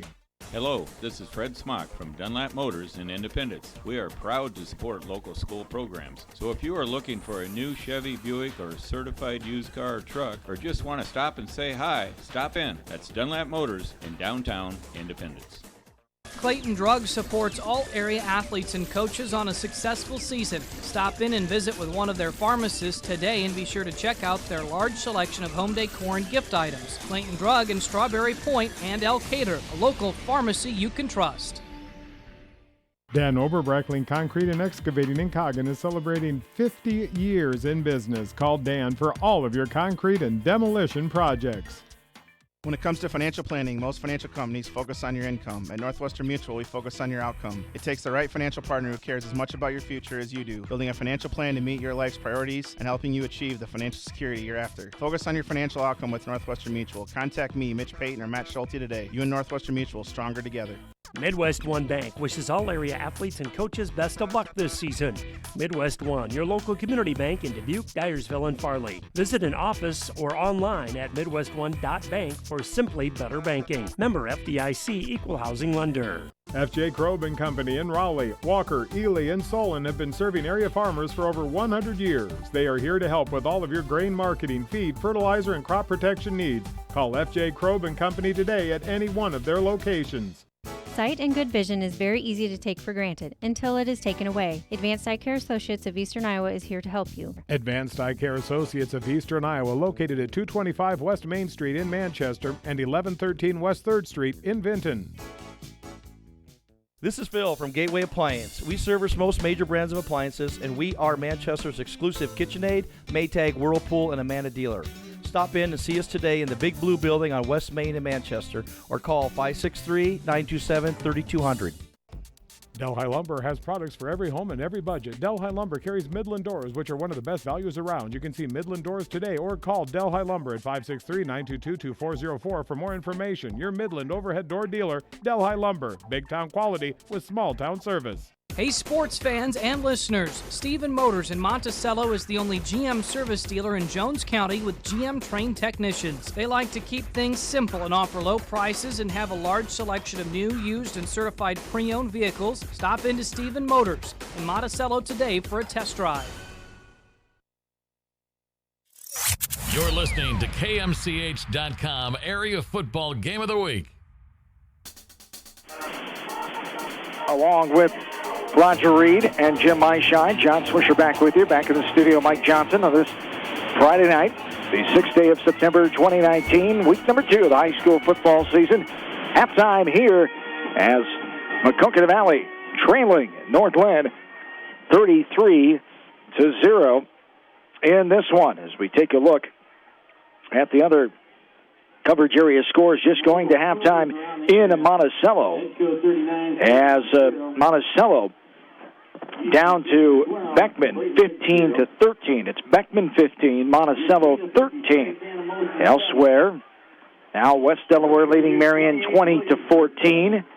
Edco over Starmont in the third quarter 40-0. East Buchanan beating Clayton Ridge 12-0. Independence all over South Tama 47-6. As Iowa City Regina beating Anamosa 56-7. And Western Dubuque over Williamsburg 28-7. And one out of our coverage area. But a couple teams that we could see playing other coverage area teams. Cedar Rapids Xavier trailing Decorah Ranch 14-7. Was that at halftime? That was a halftime score, if you can believe that. But I'll tell you what, that's quite a rivalry, Decorah and Xavier. They've played each other in some playoff games, and tell you what, you can't ever count Decorah out. They just seem to get the job done. They're just tough and physical, and they've got a match up with Western Dubuque next Friday. They do indeed. 33-0 here is our score, as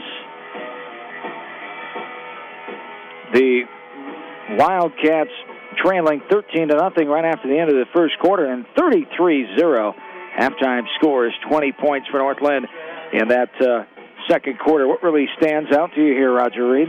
Well, if you look at the second quarter, if you look at the halftime stats, if you look at Maquoketa Valley, they've only got 56 rushes on the ground, and they've only got 60 yards passing for a total of 116 yards. And I'll tell you what, the leading rusher is number 45. That is going to be Zach Digman. He's got 8 carries for 34 yards. So, and Parker Sternhagen is 7 for 12 passing and 60 for 60 yards. So, those are the things that stand out. The inconsistency of Maquoketa Valley keeping drives going.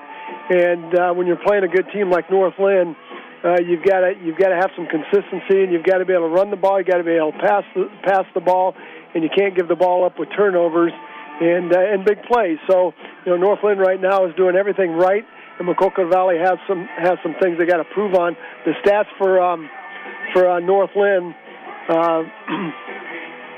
they've got 97 yards rushing. They've got 146 passing for a total of 243 yards. Austin Miller is 9 for 14 with 146 yards and 2 TDs, and he's also the leading rusher. He's got 10 rushes for 76 yards. So your quarterback is averaging almost 8 yards a carry. So, when Miller is that hot, we said that before the game started, you got to find a way to put pressure on him passing, and you got to control him and keep him in the pocket. And Maquoketa Valley hasn't consistently been able to do that. So, North Lynn's got twice the amount of yardage as Maquoketa Valley, and anytime that happens, you're going to see a score like we're seeing right now, 33-0. So, Maquoketa Valley's going to get the kickoff here. Hopefully they've made some good halftime adjustments. And right now, the other thing we talk about is attrition. You look at North Lynn's side, they've got a lot. I did not count the number of players that they have out, but it looks like they've probably got a third as many as Maquoketa Valley does. So, when you're fighting numbers, here comes the second half, and the second half's all a gut check. So we'll see if Maquoketa Valley can suck it up here and get a drive going to start the second half, get the momentum back on their side, and feel good about what they're doing. It's been staying in around neighborhood of 30 kids out for Coach Arnold and company. They've lost a few here and there. They added 3 to their roster this week after week number 1. Some kids taking in that action last Friday night, seeing them push East Buchanan to 3 overtimes and say, hey, I want to be part of that fun. So some kids have come out here, and maybe some pieces that will fit in and help out. Not available here, of course, this week and maybe next. They'll work their way in some time and stuff to make up, of course. But it's good to see that high school kid saying, well, maybe I made a mistake. Maybe I should have been out. I want to be in my classmates, and I want to be a part of this as they try to revitalize the program here at Maquoketa Valley. Yeah, and it's all a numbers game. When you're playing 11-man football, it's all numbers. And we always thought you need somewhere between 25 and 30 kids to have a good 11-man team, so you have enough to play, you got some depth, and you've got enough to practice. And when you don't have that, it makes it very, very difficult. All right, second half. Ready to get going here a little after 9 o'clock. So we start this game right at 7:30 as the kickoff right to left. Ambundo gets it, works his way almost to the 35-yard line. It's going to be stopped right there where the Wildcats will take over going left to right. It's coming up and making the tackle is Dawson Sanderson for the Lynx that time. 11:53 to go here in the third quarter. 33-0 North Linn. So again, positives. Get something going your way. Try to get rid of that goose egg up on that scoreboard under your home name if you're the Wildcats. Well, you're exactly right. And it looks like North Lynn's going to come back out. Now they're going to come with an odd front. They've got a 52 defense here with four D-backs. So Coach Collin has switched it up here a little bit. We're going to start with a 5-yard motion penalty on Maquoketa Valley. That's going to be the right tackle, getting a little bit too eager. And, we talked about that. You want to come out the second half, and you want to play a clean second half. You want to have positive plays. And now, instead of 1st and 10, now you're 1st and 15. And you're digging yourself a hole right now. So we'll see what Maquoketa Valley can do right here at 1st and 15. They're going to come back out with 2 to the right, 2 to the left, and a single back in the backfield shotgun formation by Sternhagen. And he is under pressure. And he's getting out of it, going left side now, looking, and now he's going to be taken down. Coming in, laying a hammer there. That's number 56. Another big hit, play of the game Gateway Appliance, big hit play of the game. Gateway Appliance in the Big Blue Building on West Main Street in Manchester, as a nice hit there by Andrew Pfeiffer, the 5'10 senior, taken down several yards back, and actually 9 yards back to be exact. That looks more than 9, but I guess it's just 9. Yeah, second down and 19. Looks further like from here. Second down and 22 from here. Yeah, but they're going with now they're going to 24. Second down and 24. So big loss on that play for Maquoketa Valley, going the wrong way here. So handoff to Digman and a fumble on the play, and that's going to be our second turnover. Getting in there, I believe. Yeah, it is the man who just made that huge hit, Andrew Pfeiffer. Pfeiffer, the 5'10 senior, jumped on that ball. We have our second turner of the game. North Linn takes over as they have the ball on the Wildcat 21-yard line. And Digman, when he gets into traffic, he's got to bring that other free hand around the ball, and he's got to cover it. North Linn did a nice job getting a big mid in there and stripping the ball, and now they've got a short field to work from already. So we might see a play-action pass here, and North Lynn's going to keep the gas on the pedal right here. Under 11 minutes to play. Here's 4 receivers, a handoff going right to left. Working his way is Bach all the way down inside the 5-yard line. Going to be shy of the goal line.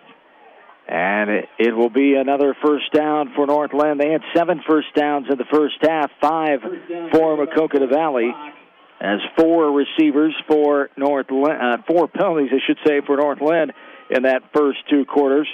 Maquoketa Valley had 5. They have 1 already in the second half, for a total of 6, of course. First and goal from the 4-yard line now with 10.5 to go in this third quarter. 33-0, the advantage for North Linn.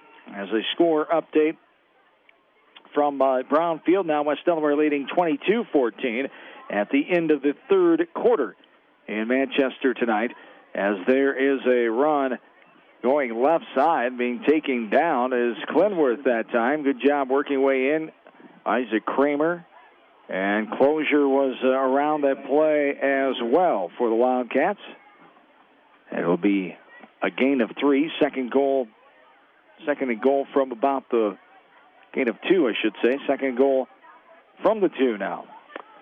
I gave him 2. Now you made me erase my 2 and go 3. Now I've got to go back to 2. So apologize. That's okay. Going with the scoreboard. I'm just trying to. I formation again by the Lynx. You're going to go straight isolation. Straight ahead. Bach, 2-yard touchdown. Good. It's going to be a touchdown. Bach, the second touchdown as a Lynx football player. Talked about him transferring from Cedar Rapids Prairie. Tried to get a waiver to play last year.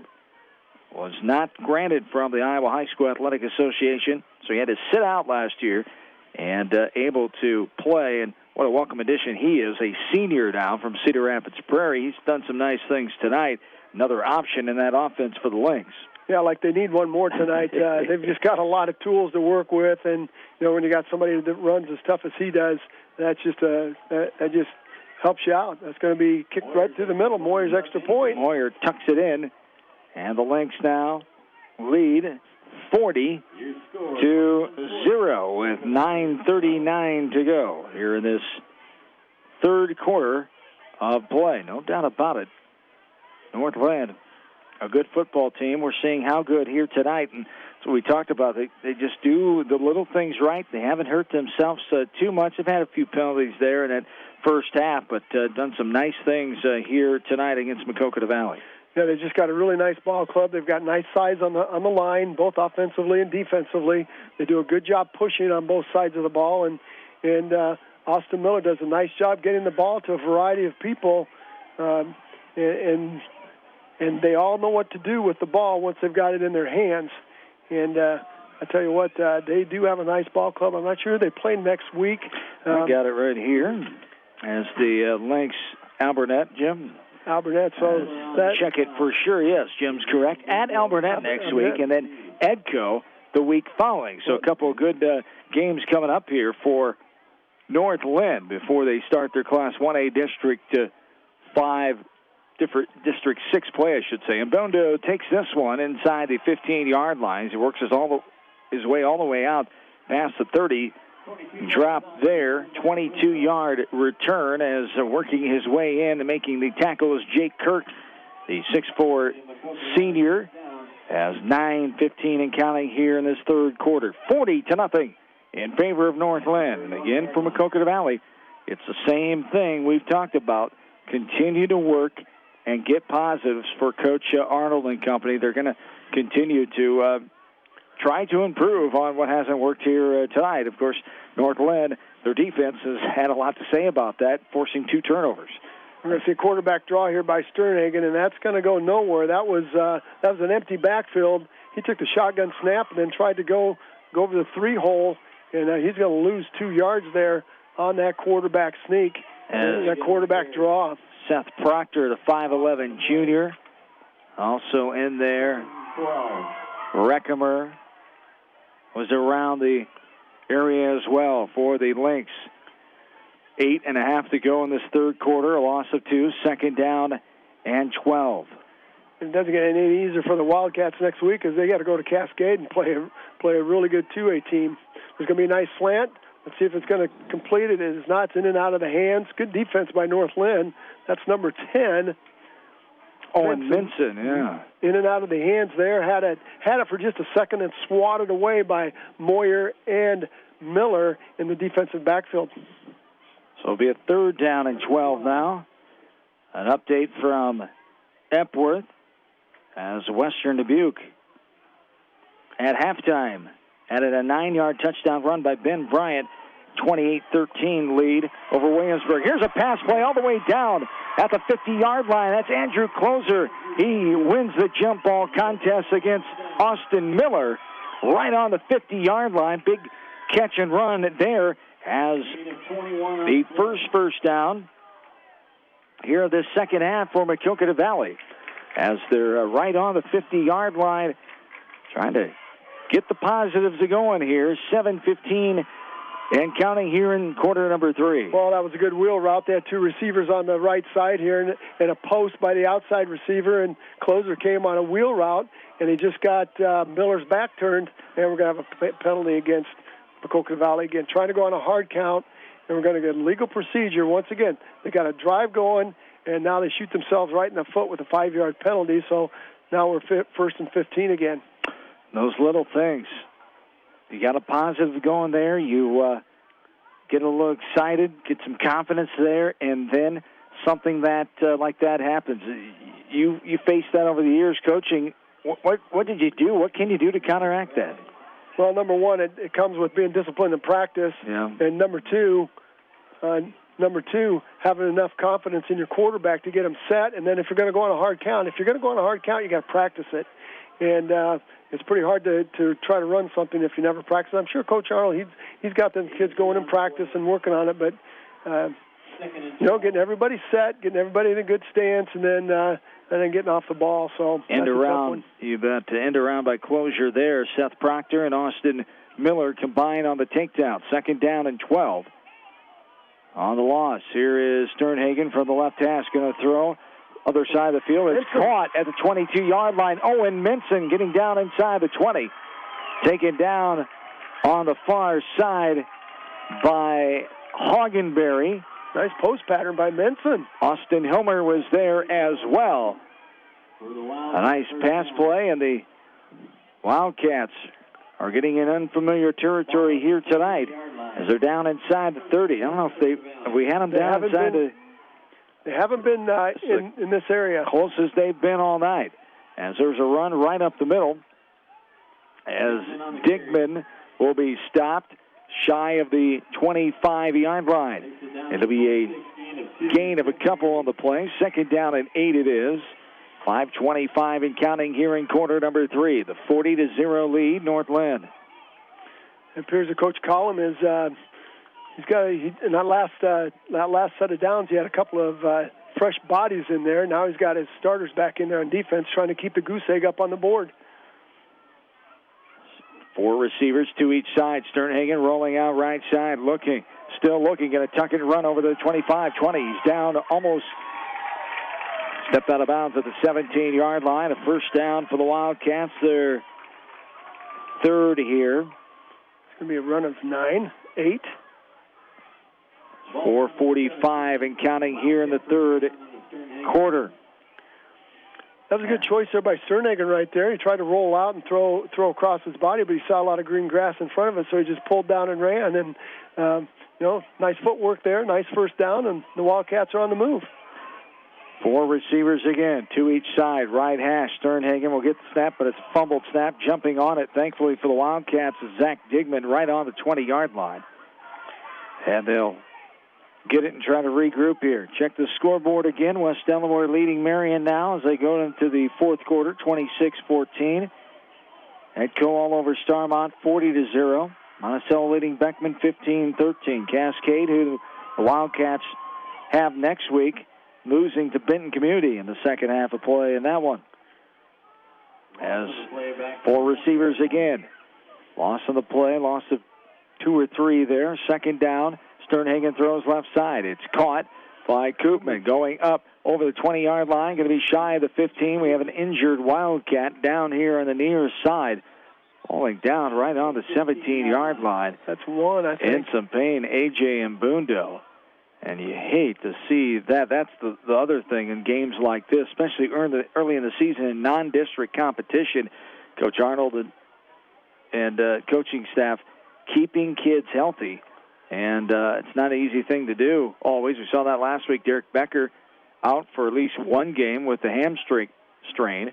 And at Winthrop last Friday night. Now Mbundo has to limp off with help from athletic trainer Jeff McCormick. It'll be a 3rd down and 8.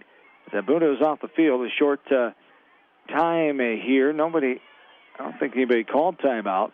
Officials are just being gracious with them, letting them go here. And that was funny because that was way away from the play. That was a pass to the left side, and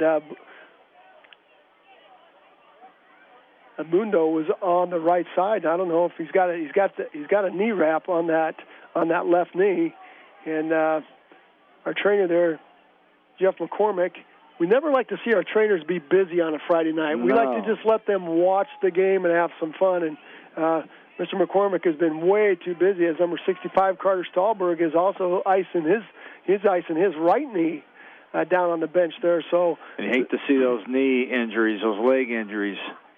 That could be something severe down the road. 3rd down at 8, 3:15 and counting here in the third quarter. Wildcats, kind of a delayed start, a funky start to that play, but Sternhagen able to hand it off to the second man through, Koopman, as he gets to about the 11-yard line. Coming in for the takedown that time, Austin Miller.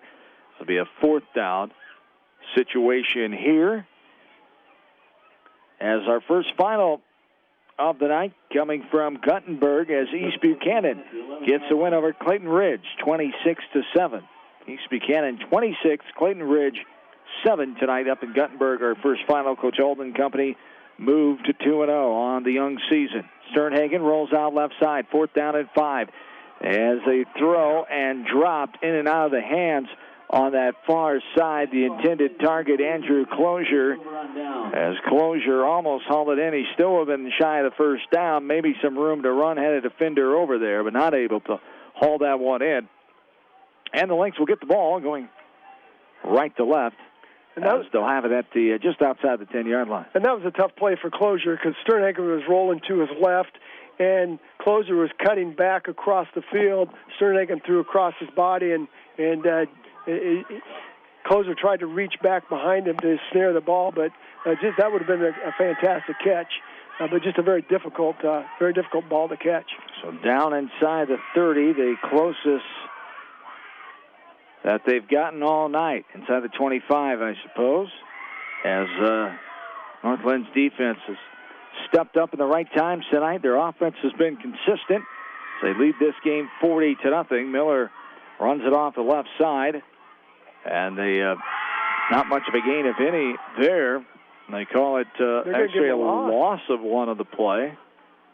2nd down and 11. But buck 15 and counting here in this third quarter. The commanding lead here for Northland. Lost the one on the play, this is 2nd and 11. Yeah, work on another shutout. That shutout last week, and they're working on another shutout this week. And their defense right now is getting the job done. How about that? As 4 receivers, 3 on the far side. Here's a Fake handoff, the trap there right up the middle. The quarterback keeper is Miller, as gets his way to just over the 15-yard line before he's stopped by a few Wildcats there. Andrew Closier was there. Digman was there as well. Gain of about 6 on the play. 30 seconds to go here in this third quarter. They're running that trap play off that. They're using the back in the backfield. They're riding him, and he's filling for the right guard that's pulling and trapping the defensive end of Maquoketa Valley. So a very nice play there for the Northland Lynx. Positive yards with it. Quarterback trap, Yeah, 4 receivers, 2 each side. And the shotgun on the 10 is Miller. He's going to throw left side, caught by Bach. He goes forward, sheds a tackler of Minson, gets over the 25-yard line, going to be down about the 27 as Koopman comes up for the tackle that time. As that'll be the end of the third quarter. With the score, Northland 40, Maquoketa Valley 0. We're back for quarter number 4 after this. This is Northland and Maquoketa Valley area football from KMCH Sports. Hogue Auctioneering in Coggin specializes in estate and farm auctions with regular consignment auctions weekly. Stop into Hogue Auctioneering for more information. This is Dr. Tim Collier from Dental Associates of Manchester. We take pride in the environment we provide our patients with a caring attitude and unsurpassed comfort. For the kind, compassionate, and competent dental care you deserve, call us at 927-GRIN. Dental Associates of Manchester, creating healthy smiles for life. Whether you are thinking of buying or selling your home, give Homefront Realty a call. We are here to be your advisor, negotiator, and facilitator in the real estate game. Homefront Realty will save you time so you can spend your time cheering on the Hawks. Call Homefront Realty at 927-2111. Jay's Auto Supercenter in Manchester has quality pre-owned vehicles, great financing options, a full-service department, body shop, and detail department. See their full line of vehicles online at jsautosales.net. That's Jay's Auto. Customer satisfaction is their #1 priority. Jay's Auto! This is Jamie Vasky from Don & Walt LLC, your independent Lennox dealer in Manchester. For residential or commercial plumbing, cooling, and heating needs, and top-quality Lennox furnaces and air conditioners, see Don & Walt LLC on East Main Street in Manchester or call 927-2232. Farmers Savings Bank proudly supports all area athletes and their coaching staff. For all of your banking needs, visit them in Colesburg, Elkport Garber, Strawberry Point, and Arlington, or online at farmersavingsbank.com. Member FDIC. You're listening to KMCH.com Area Football Game of the Week. Back into Delhi, the final quarter of week number 2 here on KMCH.com Area Game of the Week. Maquoketa Valley trailing Northland 40-0. Lynx have it going left to right from their own 25-yard line as they switch ends of the field. As man in motion, getting set on that right hash. Slot eye now, Coach. Hagenberry. As there is a run off the right side, so the new offensive formation for the Lynx. Koopman, also Michael Feldman, good to see him back in the game for the Wildcats. As Bach on the run that time, and not much of a gain, if any, that time, and the new formation for Northland. Slot eye. Northland came out with the slot to the right, Miller under center, and they went to a toss. To the slot side. Now a timeout. We've got a player down over. I'm not sure what's happened. We've got a player down on the far side there. I'm not sure what's going on, but that doesn't look good. Coach McCormick's going over there right now. We've got a player, and I'm not going to say anything else. Indeed. I'm not sure what happened. I don't know if he was in on the play. They're calling for the ambulance. Yes, they are. Yeah, and I'm not sure. Make an announcement for the ambulance, Russ. Can we get the ambulance on the field, please? Ambulance on the field. Northland sideline. I can't tell who it is, and I'm not sure I want to know who it is. As calling for the ambulance there, got the PA to announce it as they were trying to motion to the far side with ambulances parked by the bus barn. A scary situation as the Northland sideline and Maquoketa Valley sideline on a knee. And you just hate to see this as just kind of out of nowhere. All of a sudden we have a player down on the sideline, and and he went down. I caught it out of the corner of my eye. He just collapsed. I don't know if he was waiting or if he was coming off the field. He wasn't involved in the play, but standing right on the sideline, and I just saw him out of the corner of my eye just drop. So and it just was a drop. We got paramedics there. We got EMS working their way over Earlville. EMS, Adam 5. I'd like to see them just being a little bit more hurried than they are, Coach Swisher. As the entire coaching staff, even the two that were in the box, come down and tend to the young man on that sideline. We're going to take a timeout. We'll keep you updated on this situation. But a timeout here as a injury situation with 11:24 to go in the fourth quarter. 40-0 is our score, North Linn. We'll be back from Delhi after this from KMCH Sports. Insurance is a contract to protect what you value most, whether you're auto, home, business, health, and even your life. People's Insurance Agency, partnering with Heritage Mutual, has been protecting your assets for years. Please call your local insurance advisors located at 1212 West Marion Street. People's Insurance Agency delivers peace of mind. Sherbin's Flower Market is a full-service flower shop and has many gift items, chocolates, and wine to choose from. Stop by Sherbin's Flower Market in Walker today. The Moyle family of Manchester bringing a new company to the area, Razor Sharp Epoxy Services. They can do epoxy flooring, grinding, and polishing of concrete. For more information on epoxy flooring, contact Dominic at 319-830-2949.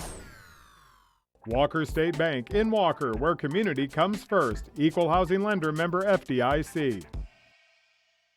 Viafield is your headquarters for all your seed, chemical, and fertilizer needs. They have professional service and quality products needed to bring the best crop to market. Viafield, providing growth opportunity for 18 locations across northern Iowa and southern Minnesota. Wolf Cool Electric, your full-service electrical contractor in Delhi. Wolf Cool Electric, a renewable energy-powered company. The Eastern Iowa Shopping News and the Dyersville Commercial recognize the hard work and dedication of all area athletes. Check out the weekly sports section in the commercial for scores and information. The Eastern Iowa Shopping News and Dyersville Commercial, supporting your communities.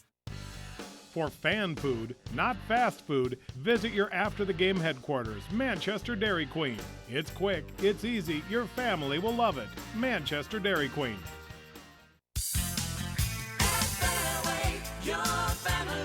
It's no secret that people come to Fairway in Manchester for their famous meats, but as you dash back to the counter to pick up your USDA choice ribeyes, don't be surprised if you find yourself lingering among the delicious fruits and vegetables in the produce department. Shop Fairway in Manchester for low prices and all your grocery needs. Dan Oberbrackling Concrete and Excavating in Coggan is celebrating 50 years in business. Call Dan for all of your concrete and demolition projects. Just like a great coach, State Farm agents like me, Julie Smith, can help you develop a game plan for your insurance needs. Whether it's car, home, life, health, or business insurance, I can dig into the playbook and help you find the affordable coverage you need. For all your insurance needs, call on a winning team. The Julie Smith State Farm Agency in Manchester.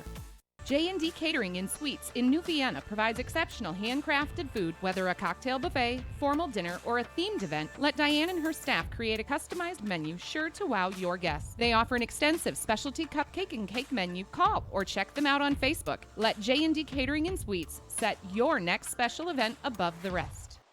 Delhi Insurance Agency. Call Christy, Larry, or Sue today for all of your insurance needs. Stop into Delhi Insurance Agency today. Stop into Pete's Small Engine Repair in Monticello today. They are your small engine experts and are always happy to serve you. Best of luck to all area athletes and coaches from Pete's Small Engine Repair. Hi, this is Chris Henry, Service Manager at Brown Sales and Leasing in Elkader. Our goal is to make your car buying experience the best possible, and our factory-certified technicians are dedicated to you and your vehicles. Stop in and see us at Brown Sales and Leasing in Elkader, or visit us online at FullerBrowns.com. Your hometown dealer, wherever your hometown may be. F.J. Krob & Company in Raleigh, Walker, Ely, and Solon have been serving area farmers for over 100 years. They are here to help with all of your grain marketing, feed, fertilizer, and crop protection needs. Call F.J. Krob & Company today at any one of their locations. This is Kurt from Hymes Awards in Manchester. We create high-quality awards, promotional items for your business, and personalized gifts. We can engrave anything from glass to granite. Stop in and see what we can do for you. Hymes Awards at 106 McCarran Drive, next to Lightning Lanes in Manchester. Citizen State Bank, your locally owned, community-minded, and customer-oriented bank, is here to serve you. Choose one of their 7 convenient locations in Winthrop, Monticello, Manchester, Ryan, Strawberry Point, Hopkinton, and New Vienna. Citizen State Bank, community banking with people you know, member FDIC.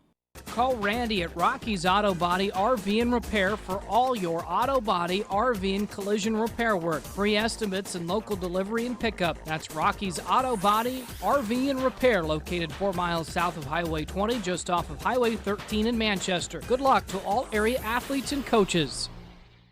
Hogue Auctioneering in Coggin specializes in estate and farm auctions with regular consignment auctions weekly. Stop into Hogue Auctioneering for more information. This is Jamie Vaskey, the voice of the West Delaware Hawks, and I've had the chance to review the Good Neighbor Society's playbook, and I gotta tell you, they are friends in your neighborhood, designing plays to get you home fast. If you need help getting back in the game, contact the Good Neighbor Society Rehab to Home team at 563-927-3907. You're listening to High School Football on KMCH.com.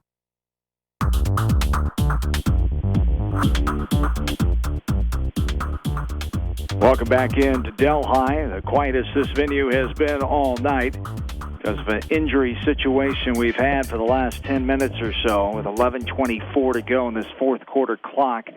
A scary situation on the far sideline as a senior young man for the Lynx down, and the EMS emergency personnel on hand here. Hopkinton ambulance, their first responders ambulance rig now on the track on the far side as they're tending to the young man, Zach Sanderson, as he is up and being attended to by the emergency personnel as the entire Northland team knelt down, as is the Maquoketa Valley team. The officials standing in the middle of the field. A lot of the Maquoketa Valley personnel coaches walked over to show their support and just a situation that you hope you never see in high school sports. And I'm sure you, in your years of coaching, you went through a few of them, Roger Reed.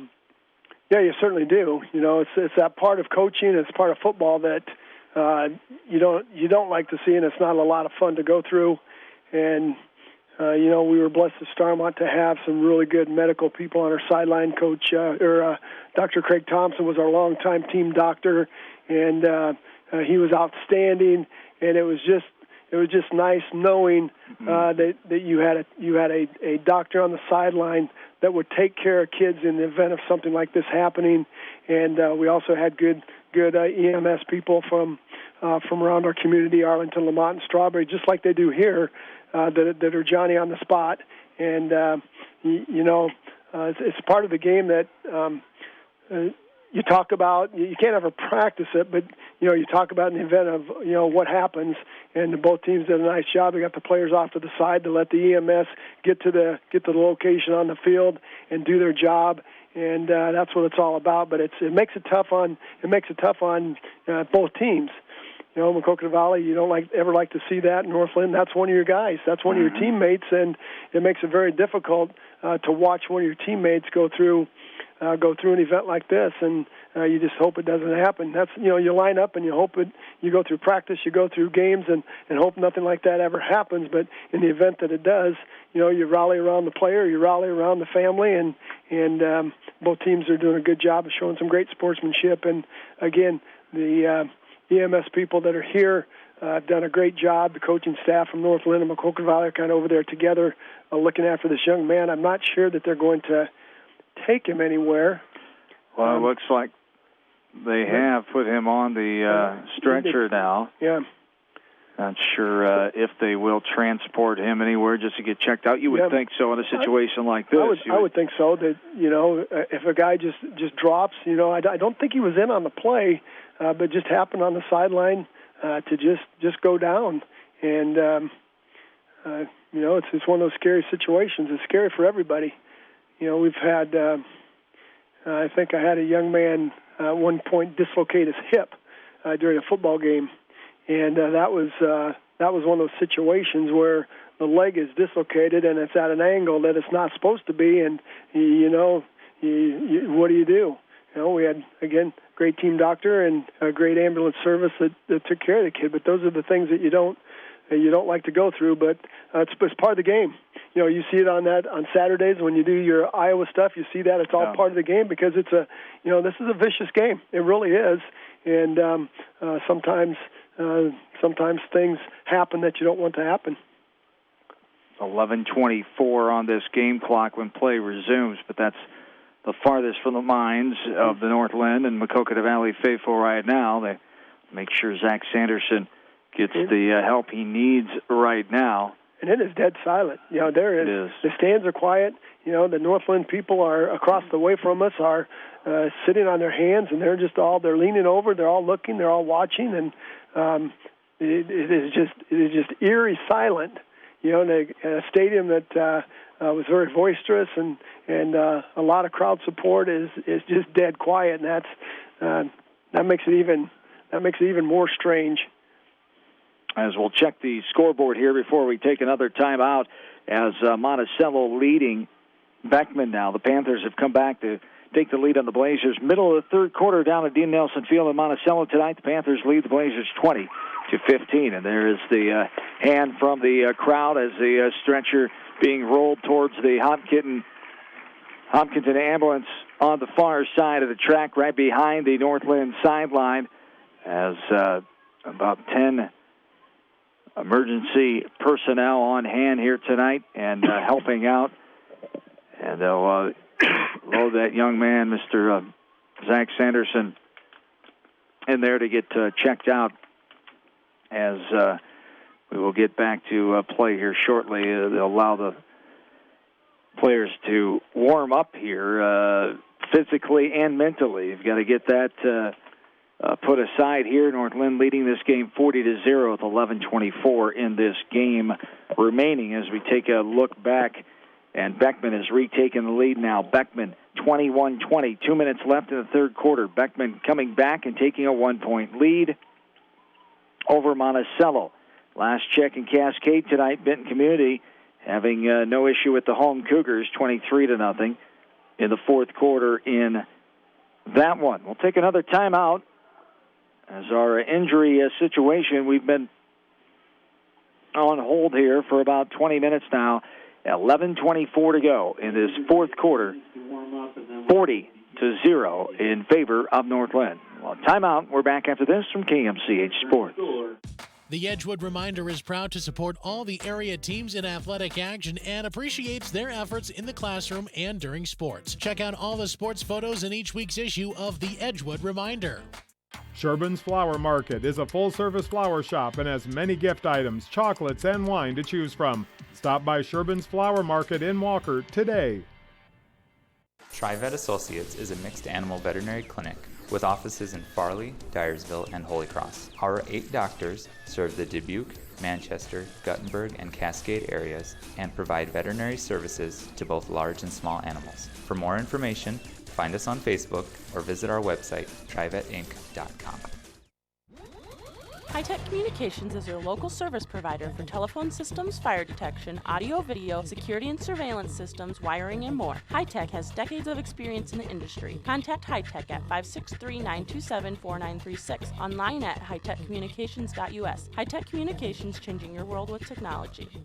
West Bend's Home and Highway policy provides you with one policy, one bill, one deductible, and one agent, all with no hassle and a portion of your annual premium back in cash if you don't have a claim. To find out more, contact your local West Bend agent, Eric Smith, at Parrott Insurance in Manchester at 927-2791. Eastern Iowa's variety station, Mix 94.7 KMCH.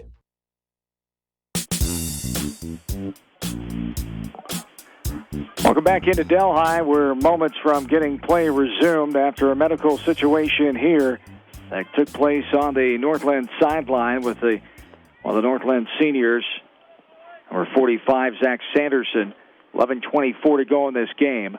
40-0 North Linn. And the buzz around the North Linn community, Roger, Jim, as you guys know, Kyler Schott, the young man playing at the University of Iowa, the walk-on initially, the redshirt sophomore in his third year at Iowa, And what a story that is. One of the smallest linemen, a 6'2 lineman in the Big Ten, one of the smallest, of course. And he'll be starting his first ever game, doing it against Rutgers tomorrow at Kinnick Stadium. We'll talk more about that as this night evolves here, as there's a pass to the right side for Miller, as Moyer trying to get that ball as it sails past him out of bounds. 11 minutes to go here in this fourth quarter. 40-0 is the advantage. The 35-point continuous clock rule is in effect as the clock continues to roll after that incomplete pass. But you coached against Kyler Schott, a 2017 graduate of North Linn, and just a tremendous young man. I've got to interview him at Iowa Media Day the past couple of years, and it's great to see for a small-town kid like that. Oh, it is. You know, a guy with a dream to play on the big stage, and you know, nobody was interested in him, but all you had to do is watch him on the football field and watch him on the wrestling mat. There's going to be a nice pass screen and white out screen, and that's going to go to wide open is Bach on that far side. Bach gets it, scampers up the far sideline and finally wrangled down and take it out of bounds as Bach, the 20-yard reception there. Koopman gets in and makes the takedown as Kyler Schott just doing a tremendous job doing what has been asked of him at Iowa, and he's earned himself that unfortunate Alaric Jackson with that sprained knee last week in the win over Miami, Ohio. But next man in, that's a motto for every team with injuries, and here's Schott's turn. Yeah, we couldn't get a hat on him. You know, when we played him, we had a pretty good team, and Coach Collin moved him all over the place. And, you know, his lateral movement side to side, for as big as he was, at that time, I think he was about 6'2" and 240-ish, somewhere in there. We just couldn't get a hat on him. You know, they put him in the line, and they put him in. Jackson Kramer on the tackle. Jaron Payton, the 5'8" freshman running back, getting a chance to run now. I believe that was Payton running. Yep. Have to get his number there. As Tate, 57, I believe. Tate Hoggenberry, the 6'1" freshman, is in at quarterback now. So the Lynx, and we talked about it, staying healthy for Maquoketa Valley. The ball on the ground. Ball's on the ground. The fumble there around the logo, getting on top of it. That time is Tate Collum, the 5'10" sophomore, son of 13th-year head coach Jerry Collum. As just like Maquoketa Valley doesn't want to get anybody injured, North Linn now moving to 2-0 tonight. This game is well in hand, getting some of those other guys in there, and they've got a younger look. A lot of the guys that played in those first two quarters of the first half of play tonight that they won over Maquoketa Valley, 48-0 now, most likely in the game. Yeah, you're exactly right. You know, they're going to under center. They're going to a pro set now, tight end left, flanker left. Tight end right, flanker left, and that's going to be straight ISO to number 27. Glenworth works his way, trying to get over the 45-yard line. He's taken back and down, getting in there for the tackle that time for the Wildcats was a man that I don't see on the roster. Well, you looked that up, Swish. A good shot story. His senior year, he got state runner-up in wrestling. And we were down there, Jamie and I were down there calling his match, and he lost a tough match in the finals and was very, very disappointed coming out. And as I was leaving the Wells Fargo Arena, he and Coach Brad Bridgewater were walking through the parking lot, and he was very dejected, just very, very, very upset. And here's a punt. Caught by Minson inside the 15-yard line, and he was very, very upset. You know, you're senior. Your goal is to be on the top. He got second, wrestled a tough match, and just got beat. And he was just dejected. And Coach Bridgewater was talking to him, and I just happened to say, you know what,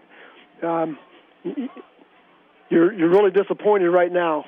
But when you think about it, how many guys would love to be in your position right there, wrestling on Saturday night in Wells Fargo in front of everybody? No doubt. You know, and that kind of puts it in perspective. And he carried that competitiveness through. And, you know, I think that was the burr in the saddle. I'm going to prove it to people that I can play at Iowa. I can play on the big stage. And he's done everything. He's got great hips.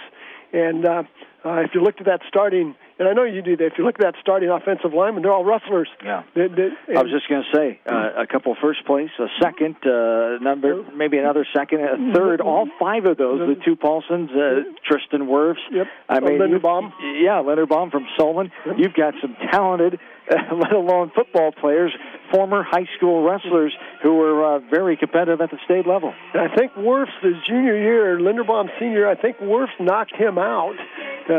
Wirfs beat him at the state tournament. But anyway, the heart, the grit, the guts, that Schott displayed in high school and on the wrestling mat, he's bound and determined to play on the big stage, and it's a great story. Yeah, it's a really great story. But you grow up and you go to North Linn, and nobody looks at you, and you're just out to prove people that you can do it. It's a great story. And the first ever to play Division I football from North Linn. As here is going to be a handoff after timeout. Sternhagen will hand it off. First man through.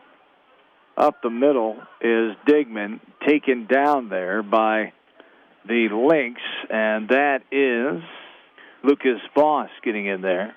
One of the few main defensive players still in the game here for the Lynx with 6:20 and counting here. The 35-second continuous clock, 35-point rule in effect, 40-0 North Linn. The lead in this game. And a handoff there over the 20-yard line, 25, and a first down. Sternhagen, nice run. Parker just kept it and ran off the right side. Getting in there for the takedown is Jake Kurt, the senior for the Lynx. Another first down for the Wildcats here in the second half. That'll be number 4. I'm surprised Coach Collum still has Austin squared in there. He's got Miller and Helmer still in there. And no, you're up with 5 minutes left to go in the game. Don't risk hurting your go-to people. Took him out on offense, but kept on defense. Yeah, kept a few of his defenders in there. As Sternhagen throwing it, rolling out and throwing on the run with pressure coming. But as you know, as a coach, there's a reason that why he is letting these kids get some more defensive work. And sometimes it looks like, well, why would you do that? But and now Austin Miller comes out of the game as Dawson Sanderson comes back in. And sometimes it's just a matter of fact, if you don't have certain players to play certain positions, and you're not comfortable with players playing in these positions, of course you don't want to leave the chance of getting some of your main players hurt, but sometimes you're forced to leave guys in there in opportune times, as there is Digman with a run over the 25-yard line, is working his way in and making the takedown that time is Seth Proctor, the 5'11 junior. Once again, here's 3rd and long for the Wildcats, and you've got to find a play that works here. Again, they're still going to that spread set. Trips to the left, one wide out to the right, and North Lynn's got 7 or 8 guys in the box. Sternhagen throws. It's knocked up in the air, but Koopman able to come back down with it over the 30-yard line and out of bounds. That's going to be, well, it looked like some extracurricular on the sideline. Did he throw the flag? They're going to call 23 for pushing 68 in the back, 23 from Maquoketa Valley. So a penalty there on the Wildcats. Lucas Orcutt, the freshman, coming into the game. Second penalty there. That's a good thing for Maquoketa Valley. Only a couple penalties, not hurting themselves as much as they did in that first half of play. 4:10 to go here in the fourth quarter. Be a 3rd down, 40-0 North Linn. An update from Brownfield and Manchester. West Delaware beating Marion 32-20 now. So they're trying to hang on and get their first win of the new year on their home field. As they'll be back at home next week, will the Hawks of West Delaware welcoming in Mount Vernon. That'll be a slobber knocker. That'll be a tough physical game. Could be. As there's Sternhagen going to throw, caught by Koopman. Turning and shoving a tackler. He's off and running, 40, 45, finally grabbed onto by his shoelaces and thrown down by Glenworth. On the far side, another first down on the 27-yard catch and run by Koopman. That was just a nice pass. He ran a short out. He tucked the ball in and laid his shoulder. He delivered a hit there. he's a tough runner. When he gets a head of steam up, he's pretty shifty, and he likes to lower that shoulder and take people on. Nice play. 3:15 and counting here in the fourth quarter. 40-0 in favor of North Linn. The Wildcats are charging, and now some movement up front. Well, we had Koopman going in motion, and the left tackle there for the Wildcats, he thought he wanted to go in motion too, you know.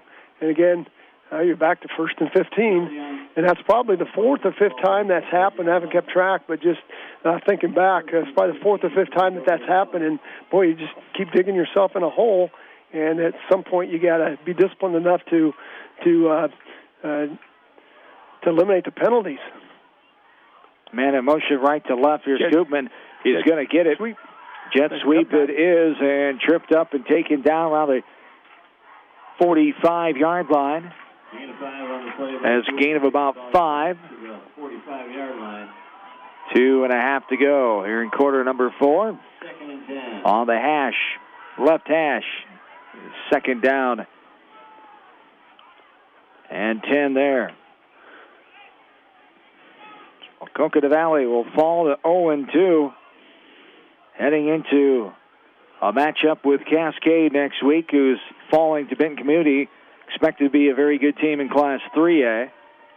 Bobcats laying it to the Cougars tonight at James P. O'Meara Field on top of the hillside in Cascade. Last check was 23-0 in that ball game. Heck of a game going on, back and forth tilt. Beckman and Monticello. In Monticello tonight, Digman with the carry that time. He's going to be short of the first down. Shy of the 45-yard line. They'll mark him down. He didn't get to the 46 at about the 47. 4th and 2. 46-yard line, 4th and 1. 4th and a very long one. It's a long one, yep. But it'll have to go. Well, maybe not. Coach Arnold will slow getting the play in with 1:27 left to go. Got to pick up the first down, and then you got a shot for play action. Maybe get to the end zone here if you can. Maquoketa Valley trying to get off the 0 under the home name on the scoreboard here. It's going to be a sweep by Sternhagen, and he's got to pick up the first down and then some. Get close to the 42-yard line, just shy of the 42. 7th first down. But the Wildcats have not had much to show for it tonight, with 7 first downs in the second half, 5 in the first half. North Linn only with 5 first downs, but a lot of big plays and offensive plays. They haven't needed too many first downs. Also had a 66-yard punt return in this game. A 66-yard punt return. What happened there? That was a bat down by big number 75 for North Linn, the defensive lineman, showing some vertical there. That's number 75, Nathan McEnany, the senior, 6'1". He had a little vertical there. Maybe got those long arms there. Sternhagen tried to take a 3-step drop and throw that out, and McEnany wanted nothing to do with it as he knocked it down. Good defensive play there. I'm going to let the clock run out right there. The game's going to be over. That's going to be it. That's going to do her. 40-0 is going to be our final score in favor of North Linn. The Lynx score 7 in the third quarter and 0 in this fourth quarter for the 40-0 victory for North Linn. And this game at 2 hours and 24 minutes here tonight, 2:24 on the game time, the 40-0 final. We'll come back. Our postgame starts next. We'll take a look at some numbers and talk about what we saw here tonight. From Delhi, North Linn with the 40-0 win. We're back after this from KMCH Sports.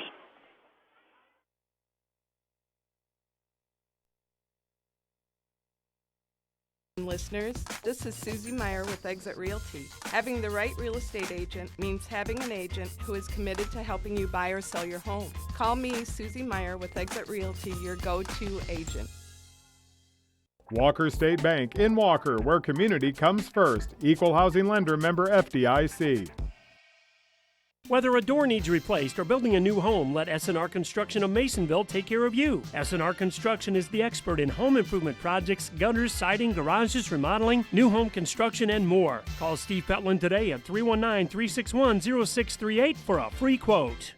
Are you an athlete or physically active in your free time? Even active people can have muscle tightness and joint pain or even experience the occasional injury. Regional Medical Center physical therapy treatment and prescribed exercises can help you recover faster, reduce injury, and build strength and stability. Call RMC Therapy Services today so you can get back into action as quick as possible. 563-927-7322. Bolichek's Landing, downtown Delhi. Open 7 days a week. Friday night buffet, Saturday night prime rib. Bolichek's proudly supports all area athletes and coaches. Wolf Cool Electric, your full-service electrical contractor in Delhi. Wolf Cool Electric, a renewable energy-powered company. Leonard Muller Funeral Home and Crematory wishes all the best to the athletes and appreciates their hard work and scholastic efforts throughout the year. For personal, caring service, Leonard Muller Funeral Home and Crematory in Manchester, Edgewood, and Strawberry Point. GNB Bank in Manchester is an employee-owned local community bank that has been expanding financial horizons for 85 years. Our team provides the commitment, support, and solutions you need to navigate toward your goals. Learn more at gnbbank.com. Member FDIC. Going above and beyond is a standard of care at Above and Beyond Home Health and Hospice Care. Their compassionate staff care deeply about the comfort of their patients. A nurse is available 24 hours a day, 7 days a week. Above and Beyond Healthcare, the more they care, the more beautiful life becomes. Proudly serving Jones, Jackson, Johnson, Linn, Clayton, and Delaware counties. At Tauke Motors, we believe in a gentler, simpler way of doing business. Check out our large selection of new and pre-owned vehicles, as well as great incentives at taukemotors.com. If you are looking for a new pre-owned vehicle or service on your current vehicle, come to Tauke Motors, Chrysler, Dodge, Jeep, and Ram on 9th Street in Dyersville. At Dupaco Community Credit Union, we know debt happens. A debt checkup from Dupaco ensures it's not costing you more than it should. With historic low interest rates, now is the time to bring your loans to Dupaco. Contact us at 563-927-6187 or visit dupaco.com. The Manchester Press is your community newspaper. Check out the sports section for game stats and photos of area players and game highlights. The Manchester Press, serving the area for over 130 years. Craving authentic Mexican food? Then hurry down to Rio Blanco Mexican Restaurant in Manchester and now a new Dyersville location too. Rio Blanco features daily specials, an extensive menu with many authentic dishes to choose from, and the best margarita and queso around. Rio Blanco Mexican Restaurant in both Manchester and Dyersville. Every good athlete recognizes the value of having a great coach. If you're buying or selling a home, make sure you team up with an experienced realtor to coach you through the process. I service the entire KMCH listening area. My office is located in Manchester, across from the hospital. Contact me, Teresa Turnus, from Keller Williams Realty for all your real estate needs.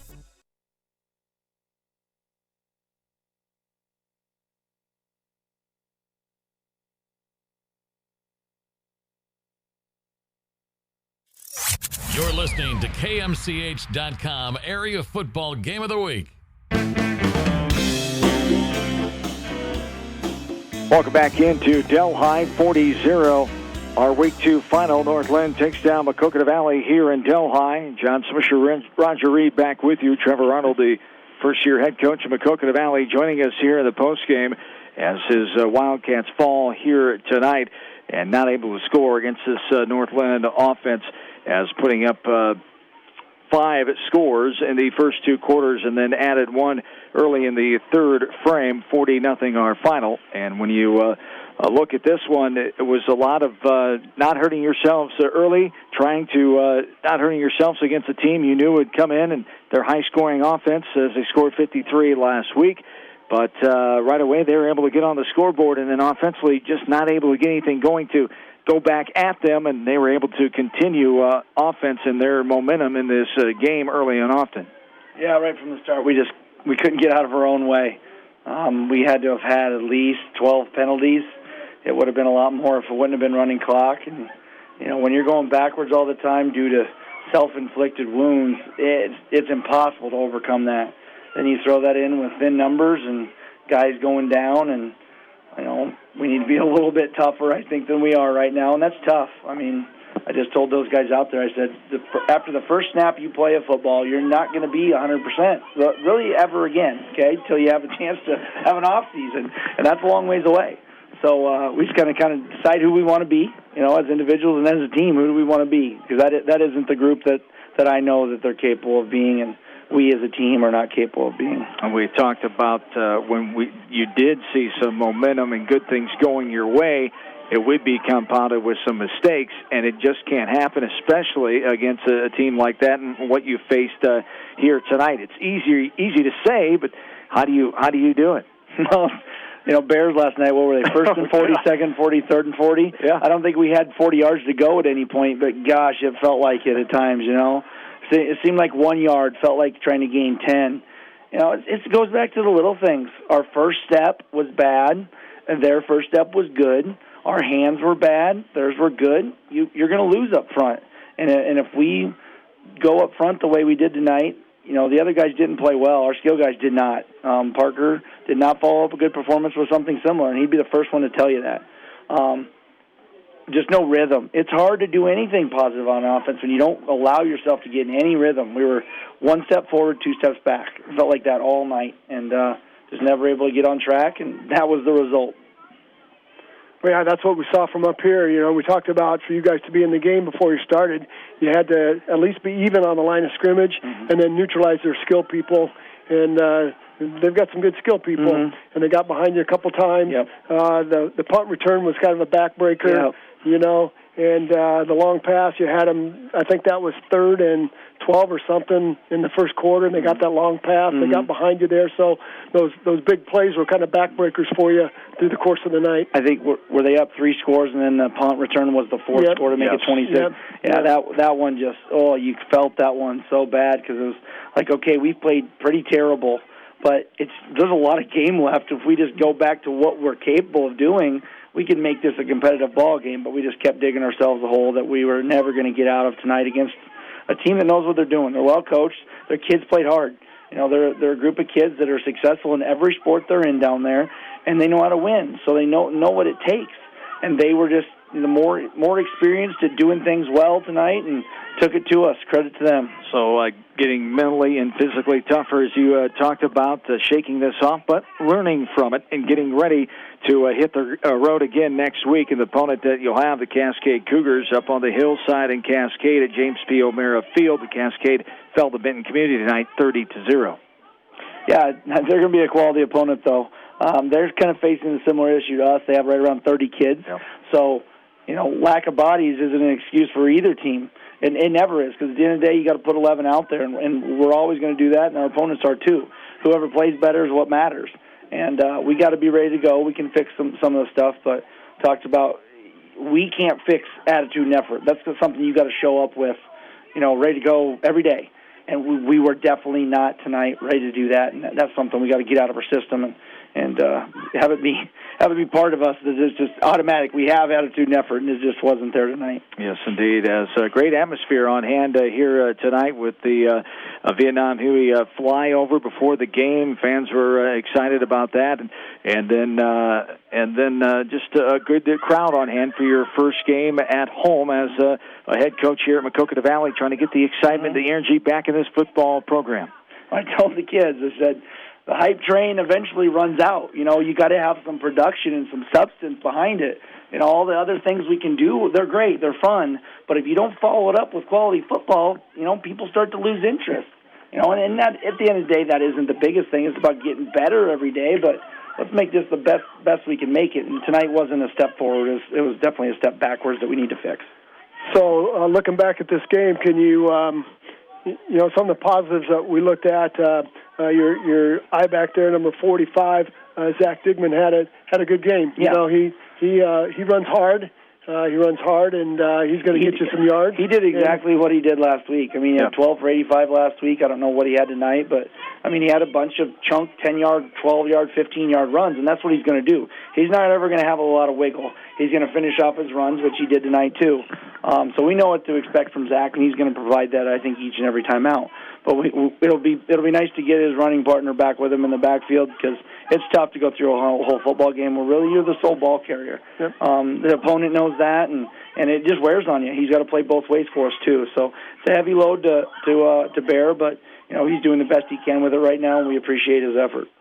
Yes, indeed. So venture on, and we talked about this today of how getting a few more kids out, getting them interested in what they saw last week. They love the fight from their teammates, want to be a part of this thing. That's what you want to see from kids around the school community here. Yeah, we picked up 3 kids this week, and hopefully they keep getting bit by the bug to play.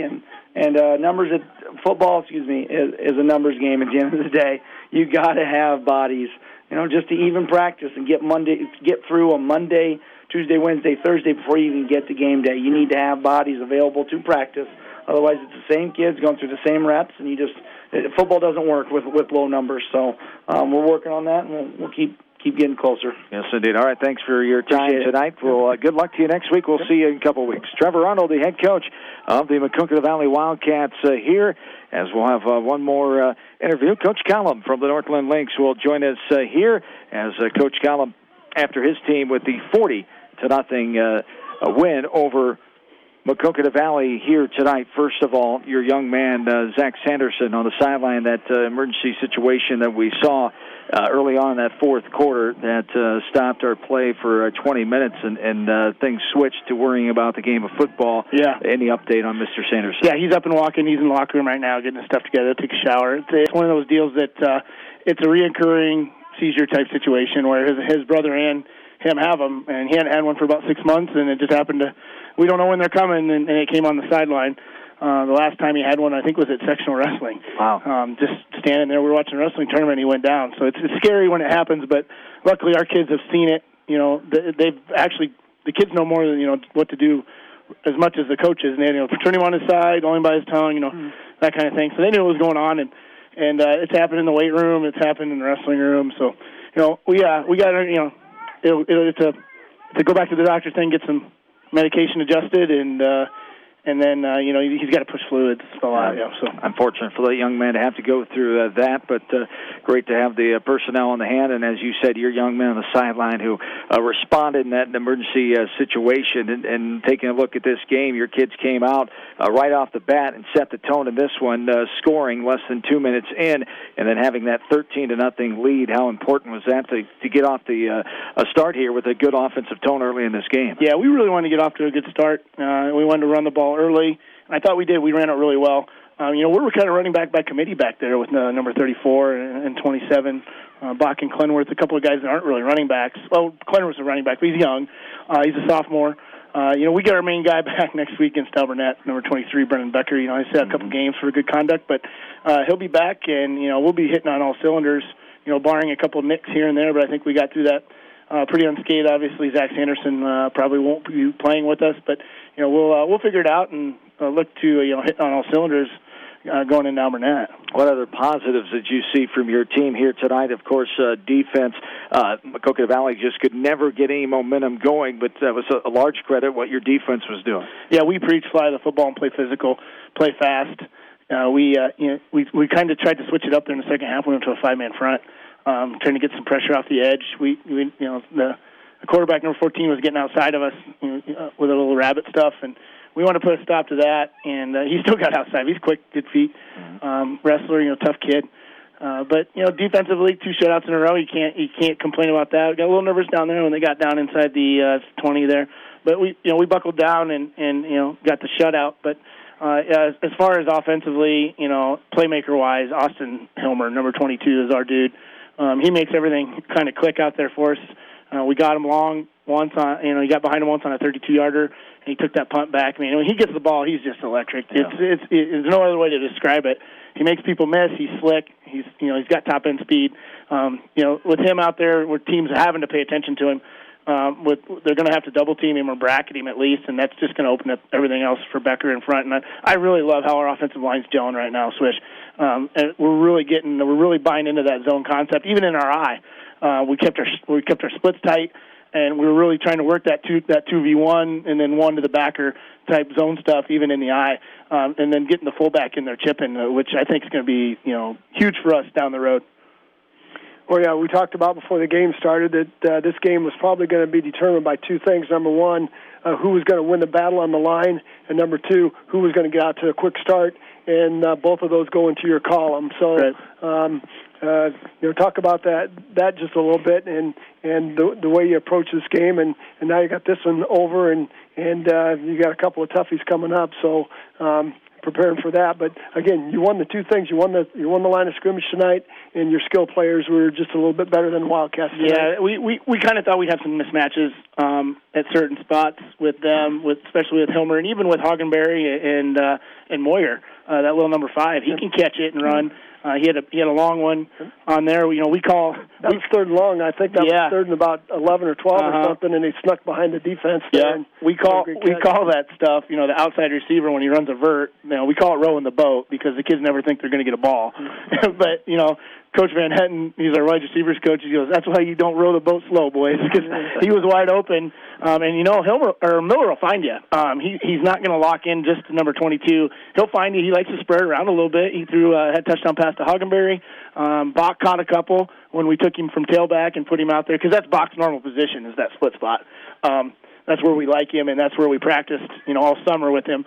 And then, Becker goes back to the tailback spot, running back spot. Now we have a good backup in Clenworth, the sophomore. He was an unknown coming into the season, and he's really come on as a middle linebacker, inside linebacker, outside linebacker in our 4-3, and backup tailback is going to be huge for us because, you never know when a guy's going to go down. But, Roger, to answer your question, I thought we started really well. We preach even if we don't start well. How are you going to handle it? How are you going to handle adversity? You're not going to go out and score every possession like you do against Starmont or however many you do against Mac Valley. I really talked to the kids last night about I love how our schedule progresses, up. So you go Starmont, Mac Valley, Alburnette's going to be tough. Then you go to Edco, or you have Edco coming in. Then it's Dyke. Yep. It's just getting tougher and tougher every week, and we have to step up to the challenge. How do you handle having to punt?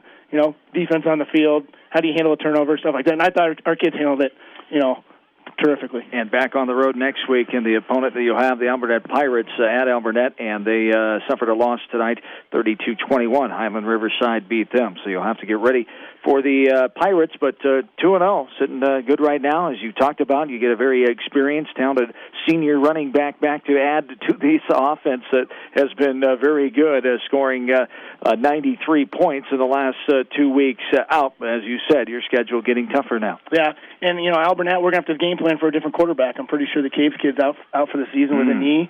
Happened last week. But, we'll have to game plan for a different quarterback, and, it's a rivalry game. It doesn't matter. Yeah. Throw the records out the window, and it's at Alburnett. Last time we went over there, we got stopped 46-0. Our kids remember that. So you guys remember that very well. I know. All right.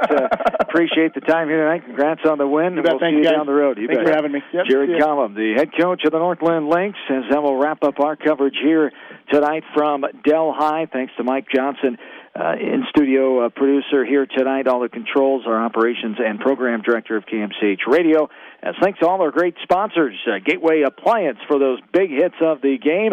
Gateway Appliance, your exclusive KitchenAid, Maytag, Whirlpool, and Amana dealer in the Big Blue Building on West Main in Manchester. Also, our extra sponsors here tonight as 53 Sports Boosters and those extra flavored Maquoketa Valley and Northland sponsors, Wolfcool Electric in Delhi, Walker State Bank in Walker, Sherman's Flower Market in Walker, Hogue Auctioneering in Coggin, also F.J. Krob and Company in Raleigh and Walker, Dan Oberbreckel in Concrete and Excavating in Coggin, and Delhi Insurance Agency in Delhi. Roger Reed, great to see you again. Looking forward to working with you here in this football season. Not sure if you have the itching bug yet for coaching, but I'm glad you're in the booth with me for a good part of this season and filling in when I'm not able to be here on the play-by-play mic. So good to see you again. Thanks for your insight and your time here tonight. Well, it's always fun to be back. Friday nights are special in Iowa, and I spent 36 years on Friday nights, on the sideline doing a lot of coaching, and it's fun to watch teams play that you don't get to see play all the time, and it's just fun to be a part of Friday nights, and it's fun working with you. So thanks a lot, and it's been a load of fun tonight, and it's going to be a great football season. We've got some area teams that are going to do very, very well, and it's going to be fun to watch them as the season progresses. We're down to week 3 already next week. That's right, week 2. Third of the season. After next Friday, a third of the season will be done. Indeed, week 2 in the books. We'll give you another scoreboard rundown here before we send you on your way as some finals around the area. As first we look at West Delaware over Marion, 32-20. Edco beating Starmont tonight, 40-0. It was Beckman holding on and staving off Monticello on the road tonight, 27-20. Benton Community 30, Cascade 0. East Buchanan over Clinton Ridge, 26-7. Independence 61, South Tama 14. Iowa City Regina all over Anamosa, 56-25. And Western Dubuque beating Williamsburg, 48-13. Coach's Corner with a good majority of those coaches with Jamie Vaskey at 9 a.m. tomorrow morning. Then join in progress of the Iowa Hawkeyes. Big Ten opener against Rutgers from the Hawkeye Radio Network with Dolph and Eddie Podolak, as we'll have joined in progress, and then 11:05 kickoff from Kinnick Stadium tomorrow morning right here from KMCH. Have yourselves good and safe rest of your Friday. Great weekend, everybody. John Swisher saying so long for now from Delhi, Iowa.